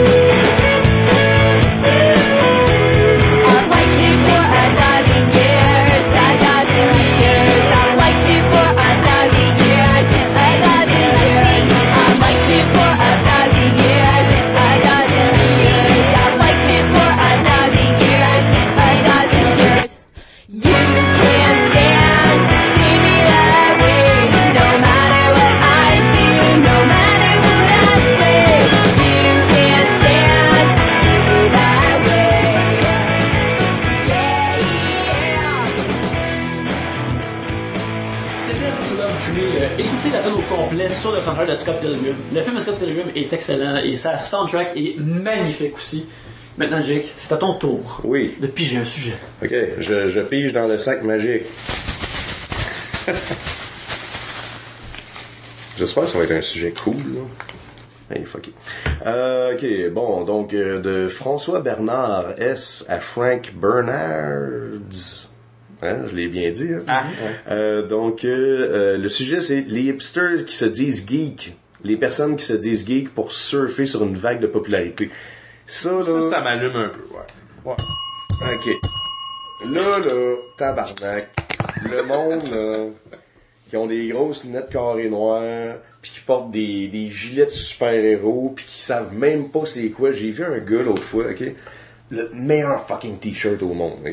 Il a un t-shirt vert et gros triangle jaune, et c'est le symbole de Phoenix. Il a aucune fucking idée c'est quoi. Non. Il a 90 ans, il est avec son chum, parce que j'habite dans le village, fait que il y a juste des gays autour de moi. Puis il sait pas si c'est quoi, hein? Puis moi je dis hey Quentin Quire, puis il a aucune idée. Je suis comme penses-tu que ça va devenir le prochain Phoenix? Il sait pas. T'es-tu un peu comme le monde qui aime le hockey puis qui chiale que le monde aime juste le hockey en série? Non. C'est ça, ça, mais non? Non, c'est ça. C'est que la différence est que moi, je ne serai jamais condescendant vers un néophyte. Hey, mon Dieu, j'ai fait des belles phrases. Aligné des mots intéressants. Hey, ça sort bien dans le main de veille, je trouve. Mais Jay, c'est pas pour rien qu'on dit c'est le Wolverine, c'est parce que je me régénère avec la bière. Mais c'est ça, faut pas être condescendant, genre, t'as pas lu Spider-Man, tel run de tel auteur, numéro 178. Ça aide rien. C'est être un geek anal. Un geek anal, ouais. Ça, c'est important. C'est votre terme que vous utilisez souvent. Ouais, ça, c'est mon définition claire. C'est la phrase à Ben. Chacun a sa phrase. Lui dit geek anal, Francis dit zeitgeist, c'est moi des anecdotes. Oui, puis Johan il dit ne boudez pas votre plaisir. Ouais. C'est quoi la définition claire? C'est une définition canal? C'est super simple. Tu sais, si je dis geek anal, c'est exactement l'image que dans ta tête en ce moment. Exact. C'est pas plus compliqué que ça. C'est quelqu'un d'extrêmement chiant puis condescendant puis qui focus sur des petits détails. Ouais, mais qui est de rien, qui est négatif. C'est ça. C'est juste un troll. Nous autres, on est des geeks. Les autres, c'est des geeks, mais c'est positif. Ça, c'est important. Ben, c'est ça, le fait que si tu regardes tout notre divertissement de geek pis de nerd, il y a tout le temps des sentiments d'inclusion puis de jamais rejeter personne. Fait que si t'as du monde qui ah man, j'aime vraiment les Avengers maintenant, mais moi je vais pas faire comme, ah regarde, je savais le line-up original des Avengers au secondaire, j'aime plus ça que toi. C'est la bullshit. Comme, tu sais, compare-toi pas à moi. Non, mais il y a du monde, il y a du monde que, tu sais, comme moi-même, t'es comme, quand t'étais plus jeune, t'étais comme ridiculisé pour encore aimer ces affaires-là, encore aimer les affaires de comic book. Fait que là, ils essayent de revirer ça à cette heure, comme il y a d'autres gens qui aiment ça, puis ils essayent d'être comme, bah, t'aimes pas ça autant que moi, puis tu connais pas les moteurs de pop culture comme moi maintenant. Mais ça, c'est être horrible. Ça, c'est chiant. En même temps, l'autre côté que moi, je trouve pas triste, là, c'est un trop gros mot triste, là, mais c'est des gens comme, j'ai deux de mes amis, ok? Je vous aime, les gars, c'est pas contre vous autres, qui ne lisent pas du comic book. Puis, un moment donné, ils viennent me rejoindre dans un bar, bizarrement. Parce que je vais jamais dans ces places-là. En fait, t'as un gars de bibliothèque, puis Starbucks. Starbucks avec mon petit foulard. Ouais. Puis les gars, ils viennent me rejoindre. Il y en a un qui a un gilet des X-Men, qui est un gros X avec la face de 4 X-Men. Ah, le vieux, Le vieux, puis j'ai le même gilet-là aussi. Fait que c'est drôle, il arrive avec comme un gilet que j'ai. Puis il y a son chum qui arrive avec un gilet de Captain America. Je fais comme, hey les gars, vous êtes thématiques, genre, t'sais. Puis les deux, ils comprennent pas. Ils sont comme, qu'est-ce que tu veux dire? C'est à cause de vos t-shirts. Puis je vois un regard, blank, là, tu sais. Ils font comme, c'est quoi le rapport? Je dis, ben là, X-Men, Captain America. Puis le gars, il savait même. J'aime juste les X. Mais c'est le gars qui avait le t-shirt de Captain America ne savait même pas que c'était le bouclier de Captain America. À quel point son design est cool, pour que quelqu'un qui connaisse pas ça aime ce design-là. Puis ça, je pense que c'est à cause du phénomène de pop culture qui nous entoure, c'est que là, c'est rendu cool des comic books, tu sais. Fait que ça fait partie de l'iconographie autour de nous autres, puis il y a des gens qui achètent ça sans même savoir qu'est-ce que ça représente. Le gars qui avait le gilet des X-Men n'était pas capable de me nommer les personnages. Il m'a nommé un. Il m'a nommé Wolverine. Okay, c'est un choix bizarre en passant. Gros X noir, 4 faces dans les coins. Ouais, c'est très classique. Retro, Dazzler, tout des personnages connus. Mais c'est le genre de monde qu'on parlait justement, c'est faudrait jamais comme en vouloir à quelqu'un de pas connaître ça ou de pas recevoir ça. Non, c'est pas mon problème. Si quelqu'un il porte un t-shirt de super-héros, du pop culture puis il connaît pas le produit, c'est pas grave en soi. Tu sais, quelque part, il y a une espèce de réussite de la pop culture. On a gagné quelque part. Ce qui me gosse, c'est que si le gars, en même temps, il est pas un bon représentant après, puis il perpétue l'espèce de, tu sais, Guy Canal-esque, là, tu sais. Puis, tu sais, là encore aujourd'hui, là, quand je dis, je lis de la BD, ah oui, moi aussi, je lis ça, Spirou. Non, je lis du super-héros. Ah ouais, puis là, j'essaie d'en parler. Tu sais, j'essaie de parler concrètement de la richesse qu'il y a autour, parce qu'il y a toute une histoire. Tu sais, si t'aimes pas les super-héros, il y a toute une histoire autour. Puis là, tu te fais regarder qu'un petit sourire en coin. Check là, il essaie de légitimiser son affaire. C'est ça, il essaie de légitimiser, il essaie d'intellectualiser son plaisir. Non, il y a ça autour, Chris. Mais ça dépend aussi comment tu pousses, parce que moi sérieusement, moi je trouve pour être sain, tu peux pas juste être comme amateur de pop culture puis ne consommer que la pop culture. Moi où je trouve que ça fait vraiment du sens, c'est que si mettons t'es un amateur de musique en guillemets radiophonique noble puis amateur de musique pas de musique de culture noble puis de culture pop culture, se faire un amalgame des deux. Puis moi l'analyse, j'adore ça, je trouve ça très cool, tu sais. J'ai de la misère avec l'analyse des fois qui va vraiment trop précis, où je trouve que là ils sont plus en train de se baser sur ce qu'ils ont vu dans le film, mais quelque chose de complètement différent. Mais tu sais, toi puis moi on peut parler, faire un film, puis on va créer des sens qu'on aura peut-être pas vu, puis c'est correct. Tu sais, le monde peut l'interpréter comme ça, puis une œuvre meurt quand le monde arrête de l'interpréter. J'ai aucun problème avec l'analyse, tu sais, ça me dérange pas, mais t'sais, je veux pas non plus que la pop culture devienne qu'une espèce de partie de référencement. Il y a des fois, je vois des sites ou des podcasts où c'est juste de la site de référence constamment, de geek, pis c'est juste pour se faire plaisir de se pitcher des références. On le sait! On le sait, nous autres! Pis c'est pas intéressant. C'est pas intéressant, tu sais, y a pas juste ça dans la vie, tu sais. Frank qui est sur le show avec nous autres, ben, c'est la preuve. Ce gars-là, il a un background littéraire massif. Mais il trippe autant sur la pop culture. Puis c'est là où, quand tu mélanges les deux, tu fais, ah là, c'est intéressant. Moi, je veux pas une... Puis il est capable de te parler justement de la dernière run de Hulk autant que d'un essai. Voilà, c'est ça. Puis ça, c'est cool. Moi, je veux pas je veux pas que les geeks gagnent, entre guillemets, si c'est pour faire juste des fucking références de geeks constamment, parce que là, c'est... Puis là, on va avoir l'air vraiment des kids, tu sais. C'est parce que ça, mettons, on parle de Scott Pilgrim. Dans Scott Pilgrim, ce qui est fun dans le film, c'est que tu te ressens en tant que geek, il en parle à moi enfin, tu sais. mais vraiment, Mais le film reste intéressant pour tout le monde aussi. c'est ça, exact, vraiment, exactement. il réussit à glisser subtilement, comme tantôt on parlait de Bob, Silent Bob, que ça c'est vraiment, c'est adressé aux nerds, geeks, mettons, à l'époque, c'est nerds. De Kevin Smith. De C'est Kevin ça, Smith, c'est ça, ouais. tu Mais sais. Parce que dans exactement. Scott Pilgrim, il appelle à tout le monde, puis en même temps, moi, je vois la petite ligne, puis il me parle à moi, puis le kid. Ouais. Fait que, tu sais, en même temps, si le geekness fait partie de la pop culture, de plus en plus, comme ça le fait, tu sais, si on parle de jeux vidéo, les gens ils pensent à Mario, Ouais. Bowser, tu sais, genre, C'est ça. Puis là, ça marche quand même. C'est ça qui est hallucinant. Puis c'est un super bon exemple de Scott Pilgrim parce que moi, tu sais, j'entends la toune, puis je fais comme c'est la toune de Zelda quand il trouve un trésor. Ouais. Il vient de trouver quelque chose. Genre, comme, c'est brillant. Pour quelqu'un qui le sait pas, il fait comme c'est drôle, c'est une toune de Nintendo. Tu sais, c'est la toune de Mario. C'est l'effet Puis sonore. Ça Les ne deux gâche matchs. pas le Ouais. film, pas en tout. Tu sais. Puis, tu sais, après ça, t'es qui, toi, pour arriver puis dire non. Tu t'as rien compris au film, c'est la toune de Zelda quand il trouve un trésor, tu sais, comme là, c'est... Le gars, il a apprécié le film pareil. C'est ça, on s'en là, calisse, c'est c'est pas- exact. Après ça, il y a un autre niveau qui est weird, c'est, mettons, un film comme Prometheus, Ouais. que puis nous autres, on l'a vu ensemble, Ben et moi, on a d'ailleurs chanté un thème... C'est quoi la fête? C'est après, c'est la tourne du film, hein. C'est un thème super... Star Trekien, Ça là, tu sais, change, New ouais. Discovery. Il était comme mi-Jurassic Park-esque, mais Ouais, pas au ouais, complet. pas complet. C'était pas Spielberg, Le mais- thème ne fit pas nécessairement avec le film. Non, absolument pas, C'est ça qui est absolument weird. pas. Ben, c'est parce que quand tu t'attends à un film d'épouvante, parce que tu sais, c'est dans l'univers de Alien, fait que quand tu t'attends à un film d'épouvante, ce qui est pas Prometheus, tu t'attends à de la musique beaucoup plus lugubre, mais toi, c'est drôle Tu parce que check le t'as trailer, beaucoup t'as plus le détesté le film que moi, quand on l'a vu, puis après, man, t'étais comme, non, c'est super brillant, puis je te c'est ça. sais pas là-dessus, mais quand on est sorti de voir le film, c'était vraiment deux. Moi, j'étais déçu, tu sais, j'étais comme, Chris, c'est pas le film que je voulais voir, tu sais. Ok, Puis ouais. je l'ai tellement entendu, ce film-là. Mais ce qui est intéressant, puis c'est pour ça que je parle de Prometheus en particulier, c'est que les discussions et les analyses qu'on en a faites étaient plus intéressantes que le film. comme tel. Fait qu'après ça, j'ai réécouté le film une deuxième fois au cinéma, puis là, j'ai trippé. Mais tu sais, ça, c'est super cool, là, tu sais, c'est rare un œuvre qui peut faire ça, tu sais, que tu fais le film, tu fais comme, ouais, mais t'en jases, puis le lendemain, t'en jases encore, puis après ça, tu vas voir un truc sur l'internet, puis là, tu le pitches à tes je trouve pas chums. que c'est un peu un but manqué. Moi, je trouve que quand ça arrive, je trouve qu'il y a comme un but manqué. C'est comme, si je vais au restaurant, puis je mange une pizza, puis hey, la pizza est pas bonne, puis après, je me parle, hey, la pizza, finalement, la croûte, mais t'as vraiment épaisse. Ouais, mais- Il y avait un pepperoni mince, tranché de même, puis après, je le vois. une discussion de satisfaction, là. Tu parles plus de discuter ce qui s'est passé dans le film, là. Ouais, c'est ça, ouais, mais je trouve que si ton film, il me fait pas capoter le premier coup, puis après, je capote deux, trois, tu sais, à moi, une intrigue bizarre, là, mettons, genre Memento, là, mettons, je sais pas quoi.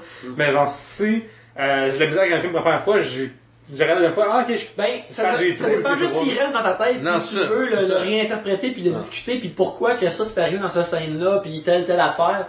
Qu'il y ait de la place pour la réinterprétation, puis en parler, ça c'est intéressant, puis peu importe de ce que je pense d'un film, quand je viens de le voir, quand j'y repense 2-3 jours plus tard, il y a quelque chose de Le film a fait sa particulier job quelque part. qui- ça- Ouais, c'est ça. Dans le cas de Prometheus, c'est appelé à vouloir faire penser puis à vouloir réinterpréter plein de choses parce qu'il y a plein de scènes comme ça. Quand je repense à Amazing Spider-Man 2-3 jours plus tard puis à quel point plus que les jours avancent, plus que je l'aime pas. Mais c'est ça qui est drôle parce que tu peux écouter un film. Des fois, c'est là où je trouve qu'intellectuellement, on est un peu. Tu sais, on est hypocrite. Tu sais, il y a des gens qui vont encenser un film de David Finch. David Lynch, pardon, excuse-moi. Je mélange tout le temps les deux. Ouais, dessinateur, oui, je mélange. Puis c'est correct. Moi, j'aime ces films pour ce qu'ils sont. Puis j'en parlais avec ma mère en fin de semaine. Hier, j'ai vu ma mère, puis elle a vu le Mulholland Drive. Elle a trippé, tu sais. Puis c'est ma mère, puis elle est pas du tout dans ces zones-là, tu sais. Je trouve Chris, le gars, il a fait sa job. Oh, ouais. C'est que, puis tu sais, il y a jamais rien nécessairement clair dans ces films. Puis c'est correct, tu sais, on se rapproche du rêve, tu sais. Mais si c'est un truc comme Prometheus, qu'on est dans le flou, oh là, c'est du versant. C'est de la science-fiction. C'est pas supposé être bon, tu sais. Là, si qu'on est hypocrite, c'est de l'hypocrisie, c'est pas... Oui, ça, je suis d'accord que là, c'est un film d'action, c'est pas supposé être bon. Hey, regarde. Last Action Hero, là, qui est un film d'action, était tellement une critique sur le film d'action Ouais, en soi. je C'était l'ai brillant. pas vu ce film. récemment, puis j'aimerais ça le revoir. Donc, parce c'est que je tellement pense- bon, Ça a là. super bien Tellement vieilli. bon, là. c'est- Ça a très bien Mais tu sais, vieilli. il y a Mais du moi, monde, je veux juste Ouais. faire une affaire que je veux dire pour tout le monde pour les films d'action. Ouais. Les films d'action, là, c'est pas supposé être bon, là. Ben, réécoute Die Hard, esti. Die Hard, c'est un poème. C'est beau, c'est une symphonie, c'est magique, c'est l'empreinte digitale de Dieu dans Die Hard, là. Fait que, regarde, les films d'action peuvent être bons, Excusez-moi pour... Mais moi, je voulais faire une comparaison. Non, t'es poétique. L'alcool te rend poétique. Ouais, regarde. Moi, tu vois, me rend normal. Puis toi, te rend poétique. Je voulais juste faire une comparaison. Tu sais, quand on était Flo à Polyvalente, on était comme, toi t'es un ça, on voulait catégoriser tout le monde. Là, Ouais. Toi t'es-tu un punk ou un yo, tu sais, comme Un ça. skater ou un... Moi, c'est pas que skater aussi. ouais. Exact, tu sais. Puis après ça, tu sais, tu disais comme, qu'est-ce que t'écoutes comme musique? N'importe quoi sauf du country. Ouais. Tu sais. Puis je pense que c'est là le problème, puis pour en revenir comme à la question de départ, qui est comme les gens qui... Parce que c'est comme si ils utilisent une image ou ils utilisent un produit, mais juste pour le flash. Le glam. Le glam, tu sais. Puis en fait, tu sais, c'est jamais vrai que c'est aussi genre noir et blanc que ça, tu sais. Ça serait le fun que ce soit être noir et blanc de même pour de vrai, parce que tu pourrais vraiment avoir une vraie opinion de différents groupes, mais Ça c'est marche pas jamais comme ça. le La même. vie est pas C'est comme ça. ça. C'est jamais... Il y a juste une personne qui va correspondre à ça sur 100 ou 1000 personnes. Fait qu'après ça, tu sais, un amateur de musique, il s'en fout si c'est du dance ou du country ou de l'opéra. Ouais, il reconnaît quelque chose. Il y a dedans. deux styles de musique. Il y a de la bonne musique puis il y a de la mauvaise musique. C'est tout, tu sais. Ça, c'est une petite quote de Jimi Hendrix en procès. Peut-être qu'il drop ses quotes. Ah oui. Moi, je fais beaucoup de quotes, hein. T'es Je bon, viens d'en man. remarquer Ouais, ça. ouais, c'est ça. Frank Miller, Est-ce Jimi que Hendrix. dans le sujet, il est nommé le mot hipster, pis les hipsters, mais là, c'est plus vraiment... whatever. Mettons, il y a 2-3 ans de ça, le but, c'est de s'habiller, en guillemets, lettres pour être cool. Mettons, on se rappelle à l'époque, il y a 2-3 ans, les moustaches, c'était comme pas vraiment cool. Ouais. Fait que tu sais, comme quand on pense que les hipsters ont trippé ces comic books parce que c'était pas cool, c'est la gang du reste secondaire, il y avait ça, je vais joindre ce groupe-là. Parce que vous vous sentez comme insulté, en guillemets, que du monde aime ça ironiquement. Là. C'est comme, mettons, Charlie de Loup, Charlie Superman, même affaire. Je suis content que tu dises ça parce que je suis coupable de ça. Pas avec la pop culture, une forme de pop culture, mais j'ai déjà porté des gilets pour rire un peu de ça. Tu sais, genre, j'avais un gilet de Kiss, puis dans le dos, il était marqué genre Kiss my ass. Destroy them all. Non, tu sais, puis je trouvais ça tellement drôle parce que tu sais, j'ai écouté un album de Kiss puis tu fais comme c'est drôle le contraste entre leur image puis leur musique, tu sais, c'est super soft. Tu sais. Il était fait pour t'aimer. C'est ça. Fait que je portais ça puis tout le monde était comme t'es un fan de Kiss. J'étais comme t'es-tu malade? Je trouve ça tellement lettre. Qu'est-ce que les gens chantent dans un karaoké? Tu sais, c'est les tunes quétaines, tu sais, c'est ça, c'est ces tunes-là. Moi, je trouve que l'hipsterisme, c'est de l'hypocrisie intellectuelle, tu sais. Si t'es constamment dans une position où ce qui est populaire, c'est de la merde, tu vas jamais être ouvert à ce qui est bon, même si c'est cliché ou populaire ou... En même temps, tu sais, c'est drôle parce que tantôt on a fait la joke genre les geeks ont gagné. Là. Ouais. En même temps, il y a quelque chose de fascinant là-dedans, tu sais. Tu dis comme les plus gros films qui ont vendu cet été, hein, parlant de box-office. ouais. Box Office, Le box office, Avengers. Spider-Man, Dark Knight, mais c'est vrai, tu sais. T'es comme, je pensais jamais, et rappelez-vous quand vous aviez genre 17-18 ans puis vous lisiez des comics, puis là on entendait parler James Cameron va faire Spider-Man, puis ça arrivait jamais, puis là c'est ça qui est en train de se passer. Ouais, tu sais. Ce que je vais faire, si je peux voir le genre, faire éclater la tête de mon moi adolescent, je vais aller le voir, je vais dire, à Broadway, il y a une comédie musicale Spider-Man, Carnage et Swarm sont dedans. Écrit par Bono. Écrit par Bono, là, mais regarde, Carnage dans une comédie musicale à Broadway, là. Juste, ça c'est de la folie. Swarm, pour ceux qui ne savent pas ce qui veut dire tout le monde, c'est un nazi fait en abeille. C'est ça, c'est un méchant Spider-Man. Il est dans une comédie musicale. Il y a des gens qui l'ont écrit puis qui l'ont mis dans une comédie musicale. Anecdote rapide, je suis allé en mois d'avril passé, j'ai amené ma blonde en surprise à New York pour le moment. Sans la surprise, tu l'as assommé pis tu... Ben, 18 heures. Non. Surprise. Le chloroforme, ça a Puis justement, en même temps, je magasinais tous les restaurants, puis tout d'avance pour tout ça prévu.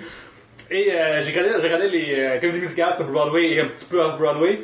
Puis les seules places qui restaient sur un mois d'avance, c'était pour Spider-Man. En fait, les seules places payables, je dirais, là, pour pas payer comme 400$ le billet. Là. C'était pour Spider-Man, dans le fond, en arrière, 75$ le billet. Puis je fais comment, je pense qu'il est peut-être mieux de pas y aller pour notre... ça t'a l'air pas bon non plus. Mais en fait, Ouais, c'est quand tu as demandé ta blonde en mariage, Ouais, c'est ça. tu voulais pas entacher ça. Aller voir Spider-Man. J'ai rendu en mariage, on a promené après en vélo dans Central Park. J'ai pas vu Spider-Man. Non. Tu l'as-tu demandé en mariage pour vrai? Oui, j'ai demandé à j'avoue. Dude, félicitations. d'autres. Les geeks, ça se marie maintenant. Ben, moi, tu vois, je crois plus au divorce qu'au mariage, mais tu sais, c'est... Tes parents sont pas divorcés en plus, c'est ça? Non, le pire, c'est qu'ils sont encore ensemble. Hey, t'as-tu remarqué, les gars boivent 2 fois plus vite que nous autres? Ben, on fait des gars à chaque semaine. Les gars ont des blondes, nous autres, on est célibataires. Qu'est-ce que ça veut dire, man? Qu'est-ce que ça veut dire? Ça veut dire que c'est parce qu'on n'est pas assez sous. C'est ça. Ah ouais, on regarde. L'épisode, là. Tantôt, tu parlais que quelqu'un te parle d'affaires pis que faut que tu fasses semblant de t'occuper pour pas l'écouter, là. Peux-tu dire en ondes que j'ai pas de nom? Peux-tu dire en ondes que t'as pas de nom? Que j'ai pas de blonde, c'est ça? Ah, ben là, je viens de te... Hein, mais non, mais tu te trahis toi-même. Regarde, c'est comme ça, tu vois sa popularité, comme, regarde, il est célibataire, madame. Mais, c'est qui joue Gwen Stacy, là, la dernière, là? Emma Stone. Bon, ben, elle est avec Andrew Garfield, man. Elle est avec Spider-Man, Elle est avec Spider-Man. Elle est avec Andrew Garfield. Oh, que c'est cute. Ouais. Saviez-vous qu'Andrew Garfield, genre, il est plus vieux que nous autres? Quand je Non. Ben, il est pas plus vieux que moi, ben, là. Moi, j'ai 32, là. Ok, moi, j'ai 30, mais je pense que j'ai 31, l'enfant. Non, il y a 28. Il y a 28. Oh, monsieur de Si tu vois, ça, c'est une affaire de vieillir, c'est quand que des acteurs jouent des personnages fictifs qui ont été avec toi toute ta vie. Quand les acteurs deviennent plus jeunes, regarde, Matt Smith qui joue Doctor Who, il a commencé le rôle, il avait 26 ans. 26, je suis comme, shit, il y a un acteur qui est plus jeune que moi. Je suis en train de capoter. Tu sais que c'est pour ça que Frank Miller a écrit Dark Knight Returns. Oui, parce que soudainement, il était plus vieux que Batman, fait qu'il a décidé de faire un comic. Ça se peut pas, je peux pas être plus vieux que Batman. Hey, je savais pas. Bravo, Nazi. C'est génial. Bravo à l'époque où on pouvait encore te backer. Savez-vous quel âge a Batman? Maintenant, ça aussi dans la trentaine. Oui. Ben, les personnages d'ici existent dans une zone de 25-35 constant. Mais il paraîtrait que, j'ai lu ça dans une interview de Batman lui-même. Ok, lequel? Christopher Il est en interview. Non, Batman, le vrai Batman. Le vrai Batman. Celui des comic books, là. Ok. Puis il disait qu'il avait 33 ans. 33? Ben, l'âge du Christ. L'âge du Christ. Moi, je dis c'est pas un symbole. Hein? C'est notre savior. Avez-vous, vous autres, mettons, on marche en rue, pis quelqu'un porte un t-shirt particulier, ou genre, écoute une musique particulière, pis comme, ah, ça c'est geek, ça me rejoint, pis connaît ça. Moi, ça me fait juste sourire. Okay. Quand je me promène, c'est parce que j'entends tout le temps du monde qui bâche la culture populaire, le fait que c'est de la merde, pis que c'est cute, parce que c'est pour les tu sais, excusez-moi, je passe sur un rant, mais tu sais, les Québécois, les gars québécois, on n'est jamais représentés super. Des gars responsables, tu sais, Québec-Montréal, c'est super bon. Les onces à la TV, on est des caves qui savent pas manger, qui courent des responsabilités, qui met le bébé dans le four, puis qui fait, tu sais, c'est tout le temps ça, tu sais. Moi, je pense qu'on peut écouter de la bande, tu sais, comme des films de super-héros, lire des super-héros, tu sais, des comics de super-héros, jouer à des jeux vidéo, puis être responsable pareil, tu sais. Quand je me promène dans la rue, tu sais, il y a pas, je pense, un jour dans les 2 dernières années où je me suis pas promené au moins une fois au centre-ville où j'ai pas vu quelqu'un qui a un t-shirt de Superman, de Batman, ou un truc. Puis ça, je trouve ça cool, tu sais. Même si la personne, c'est pas nécessairement, je m'en fous s'il connaît pas les origines du personnage pis les comics des années 70, c'est pas grave, tu sais. Il y a un triomphe qui est fait là-dedans. Puis tu sais, quelque part, c'est du divertissement puis c'est le fun. Je pense qu'en tant que créature qui bouffe, qui va travailler puis qui se fait chier à longueur de journée, s'il est capable d'avoir du fun en lisant des comic books puis jouer des jeux vidéo, il est où le mal? Tu fais mal à personne. Il n'y en a aucun problème. Là. Fait que moi, je trouve ça cool. Je fais pas grincer des dents. La plus grande victoire dans toute cette saga-là, c'est que les filles y ont embarqué. Parce qu'il faut se rappeler qu'avant, c'était uniquement une histoire de gars. Ben, tu vois puis là, à cette heure, tu peux jaser de X-Men avec une fille. Ce qui est triste, c'est que c'est pas les filles de notre génération, nous autres. C'est l'autre génération. Ils sont plus jeunes. Ça, c'est pas triste. C'est pas triste. Problème en écoutant tard, ben c'était pas un problème, il y avait Lady Sif, c'est la première super héroïne des films de Marvel créée par Marvel, puis je trouvais ça quasiment honteux qu'il n'y ait pas comme un film de super héroïne. C'est ça, cool. Tu sais, je pense juste pour quand j'étais jeune, puis j'écoutais comme mettons Big Trouble in Little China, tu sais, comment que Jack Burton est comme le gars le plus cool au monde. Une fille qui aurait eu mon âge, elle a pas cette héroïne d'action là. Non plus, tu sais, des affaires plus récentes, il y a peut-être... Tomb Raider, Lovecraft. Tomb Raider, il y a peut-être The Bride dans Kill Bill. Il y a, à une certaine limite, il y a Elizabeth Salander dans Girl with the Dragon Tattoo, des affaires comme ça. Mais il y a pas de super héroïne vraiment. Allez, regarde, il y a eu le film de Barbed Wire pis Tank Girl, mais ça, sont rough. Yannick, t'as train d'oublier Electra, là. J'ai oublié Electra. C'est pas bon. Mais ça, c'est vrai que c'est un peu une honte, pis Je te dirais en comique, moi je le sens moins pire parce que peut-être à cause je lis beaucoup d'X-Men puis il y a beaucoup de personnages féminins forts. Tu vois, c'est le problème mais dans pour les Marvel. films, il y a un problème, mais je te dirais que c'est la pire honte en jeu vidéo. Man, ils sont où les personnages féminins forts? Il y en a déjà, Il y a Tomb Raider, il y a Metroid, on parle de mais Miss Grosse Boule, genre. Ouais. Non, mais ils l'ont vraiment downsizé pour le Il y en a, Oui, je sais, oui. Mais il y en a tout de même plus de personnages féminins qui headline un jeu plus que pour un film, mettons, de sport. J'espère qu'il va y avoir plus de ça, puis justement. La semaine passée, on a reçu Elisabeth Harvey, qui est comme championne de jeux vidéo. Et Stéphanie Harvey. Oui, Elisabeth Harvey, c'est mon prof, c'est mon directrice, premier cycle secondaire. Je vais vraiment mélanger les deux. Il y a un lapsus intéressant. Oui. Puis l'affaire que je voulais dire, puis je vais pas penser à le dire, on essaie de montrer que pour nous les gars, nous on peut jouer à un jeu vidéo, on peut jouer une fille ou un homme, on s'en sac. Tu l'as mentionné dans l'épisode, oui. Bon, moi je me répète. Parce Mais que moi je l'ai pas entendu, c'est que tu peux le répéter. Ouais, Mais moi je vais ça, savoir. fait que la fois, nous les gars, on peut lire, jouer des personnages féminins, masculins, ça me dérange Une pas. fille va jouer juste une fille, j'imagine. Et elle aime jouer les filles. Ok, Genre, c'est ça. elle, tu joues à Mario Kart, elle veut Peach. Comme ça. On a tellement fini. Attends, je veux dire une affaire. J'étais allé au Millennium la semaine passée, qui est notre boutique où on achète nos comic books, puis comme où est-ce qu'on Oui, sur Marianne. Ouais, c'est sur Marianne, comme Ouais. probablement un des meilleurs comic shops à Montréal. Ouais, c'est pas une plug, c'est juste que on adore ces gars-là, puis. Ils vous payent full gros. fait que- Non, pas du tout. Non, on reçoit un trade, puis on leur donne, puis même Ben, si. regarde, c'est peut-être temps que vous payiez une seule. Non. Non, on va payer 3 bières. Ils nous accueillent, puis moi je les aime bien gros. Mais en tout cas, juste ça pour dire que je suis allé là-bas, puis oui, je me tiens pas dans les shops de charge, je me tiens dans les comic book shops. Ouais. Puis il y avait 2 filles qui étaient là le temps que j'étais assis, puis je parlais avec les gars. Puis il y a une fille qui avait un comic book de Buffy, qui est arrivée voir le comic, puis elle a dit, y a-tu comme d'autres séries de comic book dans lesquelles la fille c'est pas une conne, genre? Puis j'ai pas suivi le reste de la conversation, mais C'est tellement, vrai. C'était une crise de belle question. Ouais. Batwoman, comme le dernier Ouais, Batwoman, c'est mais... Ce qui est le fun, c'est que c'est une crise de belles questions, puis la réponse est encore plus cool. C'est que oui, il y en a. Comme Spider-Girl, super intéressant. Spider-Girl, ouais, Spider-Woman. Batwoman, c'est brillant, ouais, Batwoman, là. c'est ça. C'est- Puis, Ouais. Alias aussi, c'était super bon. ouais, je l'ai pas lu, mais pareil, c'était très cool. Ouais, c'est très bon, mais tu sais, il y a comme juste 4 trades, puis le personnage continue par la suite, mais il y a ça aussi, il est très bon. Bref, Donc, comment c'est mon que la aparté. question des hipsters est devenue sur le débat du féminisme en comic book? Yeah! regarde, à 3 bières, on divague. C'est correct, c'est correct. Ah, vous devriez faire genre 3 battes. Non, on se fait tout. Moi, je peux pas, moi, je peux pas. Non, ben ça, non, non plus, on fait pas. Dans un de nos premiers épisodes, on a eu comme sujet la marijuana, mais on était 3 personnes qui fumaient pas. Le pot, c'est bien lorsque les gens le fument comme une cigarette, mais nous autres, on boit de la bière. Ah, ça va. Alors, quel sujet on a reçu, Mr. Jake? Hein? On a parlé de... Peux-tu nous... Ah oui, on répète, on a parlé du féminisme dans les comic books. Non, c'est pas vrai. On a parlé, le sujet, je le répète, c'est les hipsters qui se disent geeks, les personnes qui se disent geeks pour surfer sur une vague de popularité. C'est ça le sujet.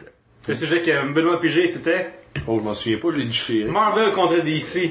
Jonathan Bob, ça va. Je me souviens du Exactement. sujet. Et j'ai pigé le sujet, les films qui vont le plus rire, de Martin Bérubé. Messieurs, qu'avez-vous pensé de la Grudge? Avez-vous savouré? Avez-vous... Là, c'est déjà fini. Ben, moi, j'en prendrais un autre. Sérieux, on peut-tu continuer le podcast? Ouais, non, On fera un extra après. On fera un extra après. Excellent. Ben moi non, j'aime bien cette bière là. De toute façon, j'en prends des fois en fût sur des terres. Comme tu sais watery. Il y a de l'eau Oui, dedans, mais c'est elle correct, descend correct. bien. Parfait. Elle est très légère, c'est pas, tu sais, tu peux pas... C'est pas de la pratiquement pêche virer- mortelle. là, C'est ça, tu peux pas virer une brosse là-dessus. Non. je pense. T'en Ben, bats- oui. T'en bats Ben, 15. c'est un enfant marathonien, si tu veux. Mais moi, je suis Ouais, d'accord c'est ça, ouais, avec c'est Jake ça, quand il fait là-dessus. chaud. C'est, je te trouve quasiment que c'est un repas quasiment, genre, moi, je le trouve lourd. Ah, t'as Ah, moi, j'avoue, ouais, c'est moi, pas j'ai pas le- l'échelle. Moi, j'adore. Je me souviens, à un moment donné, j'avais déjà essayé avec mes amis, passer une brosse là-dessus, là, puis après 4, on était comme, ouf! On Ok. avait mangé. Mais tu vois, moi, je bois beaucoup de noir. Ok, c'est ça, Fait que ouais, moi, ça, c'est comme contrebalan, l'eau pour moi. ouais, c'est ça. Ok. Mais tu vois, moi, ce que ça m'a fait comme effet, c'est qu'au début du podcast, j'étais magané, j'avais mal à la tête. Puis maintenant, je suis rendu normal. Parce que c'est nourri, c'est QFD. Ça Moi, m'a dit j'ai juste sur trouvé moi qui sert à bien. Elle Mais... descendait bien, j'étais plus légère que je suis habitué à la Grudge habituellement. Fait que j'ai trouvé ça bien agréable. En effet, la groche, habituellement, il est plus fort que ça. Oui, oui. Bon, j'avais raison. Ouais. Tu sais, genre, sur une barre d'une piscine, là, achetez-vous ça. Ouais, c'est ça. Non, l'été, puis sur une terrasse. Non, Ouais. j'aime bien. C'est cool, c'est Poolside. léger, c'est le fun. Puis je suis rendu vieux, donc la bière me fait gonfler. Je le sens pas, là. Le déballonnement depuis tantôt. C'est ça, je suis bien correct. Messieurs, où pouvons-vous nous voir sur Internet cette semaine? Ben, vas-y, Jake, en premier. Ok. T'as un Twitter, hein? Ouais, c'est ça. C'est que là, à chaque fois, vu que c'est radiophonique, les gens ne le savent pas, c'est Jake Dion, mais J-E-I-K. Ouais. Et non pas J-A-K-E. Puis à la place de donner une trolley de email, puis de Tumblr, puis de... Tapez ça dans Google. Ouais. Je suis le seul, t'es le là, seul qui qui s'appelle comme ça. J-E-I-K, Dion. Tapez ça dans Google, vous allez voir comme mon Facebook. J'accepte tout le monde sur Facebook. Si vous êtes un stalker, c'est parfait. Je suis comme un attention whore. D'ailleurs, j'ai eu une demande Facebook d'une prostituée brésilienne qui n'était pas une vraie personne. Puis Ok. elle, je l'ai pas acceptée. Ok, c'est bien.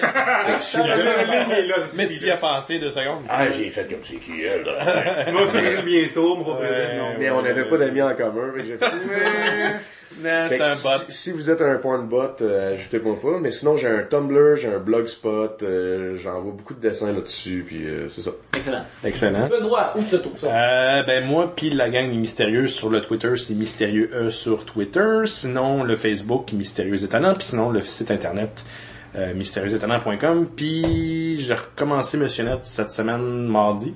Cool. Puis on est là encore, je suis là dans les prochaines semaines. Le Twitter, le Mystérieux Étonnant, est une bonne source, comme un bon roulement de nouvelles.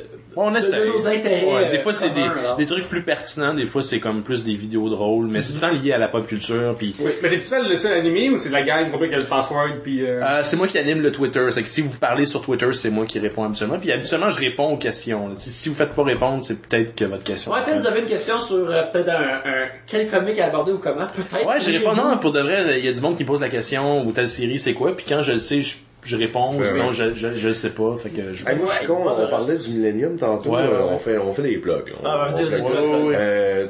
Tous les gens qui écoutent ce podcast-là, faut qu'ils aillent acheter ma BD qui est en vente c'est au vrai. Millennium. Et que les gars sont tellement fins parce qu'à chaque mois, ils changent tout le rack de comic book, mais ils laissent ma BD. Ouais. Fait que je veux pas qu'ils fassent ça pour rien. Ouais. Ils le font pour me donner une chance pour vendre plus vu que je suis un comic book local. Montréal, C'est ouais. ça, exactement. Fait qu'allez tout l'acheter, là. C'est quoi, C'est quoi le titre? C'est pas cher, c'est full bon. Ça s'appelle Golden Gate. Émeute à Golden Gate. En bégayant, c'est de toute beauté. Émeute à Golden Gate? Émeute C'est quoi? à C'est Golden quel genre Gate. Science-fiction, anarchiste. Pierre-Luc, on te trouve tout? sur Internet, vous me trouvez à commercial le Pierre sur Twitter. Et mardi prochain, je vais être en train d'être au métro Mont-Royal. Je vais pousser la porte, ça va être dur à pousser. Tu sais, des fois, il y a le vent, puis la Ouais, pression. la Fait que je la pousse, puis après, je vais avoir poussé, je vais rentrer, tu sais, je suis fort. Ouais. Ça, j'en dire. Nice. Yannick. Oui, oui. Vous pouvez me trouver à yannickbelzile.com. Vous pouvez aussi voir mes dessins et mon portfolio sur yannickbelzile.tumblr.com. Puis à travers ces moyens-là, vous pouvez me commander des illustrations puis des affaires du genre. C'est magnifique. Ouais, d'ailleurs, tes illustrations sont très très belles. Ah, puis moi, je l'ai vu, là, dessiné, j'ai vu son sketchbook tantôt, et c'est un pro, ce gars-là. Merci Nice. bien. Ben, vous êtes très gentils. Alors, merci beaucoup à nos invités. C'était super le fun. Ouais. Et, Merci les gars de nous avoir invités. On c'est va très enregistrer gentil. probablement un extra. ça va être Excellent. dans les prochaines vidéos. Alors, sur ce, merci beaucoup de nous avoir écoutés et à la prochaine bière.